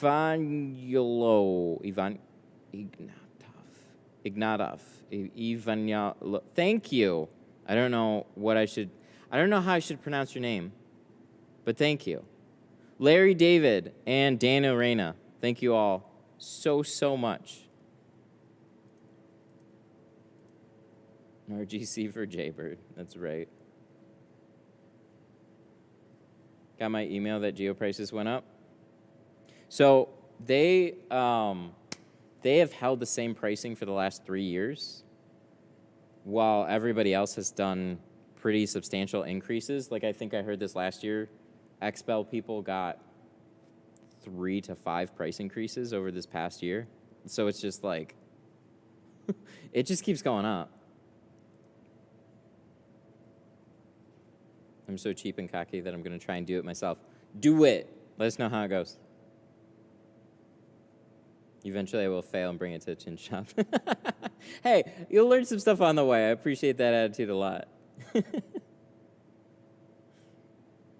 When's the next stream? Tomorrow. Tomorrow at 10 o'clock. I'll be back. I actually need to put a stream is coming thing, so I'll try and do that. And I gotta, it's 5:30. Oh, I'm so used to it feeling like 2 o'clock. All right, I got some stuff I gotta do. He's coming to pick this up. I'll see you guys tomorrow at 10. I'm going to sign some tri-edges with maybe a fancy Sharpie. I don't know. And you guys have a good one. See you in the morning. Bye. Where's my stop button? Stop stream. Goodbye.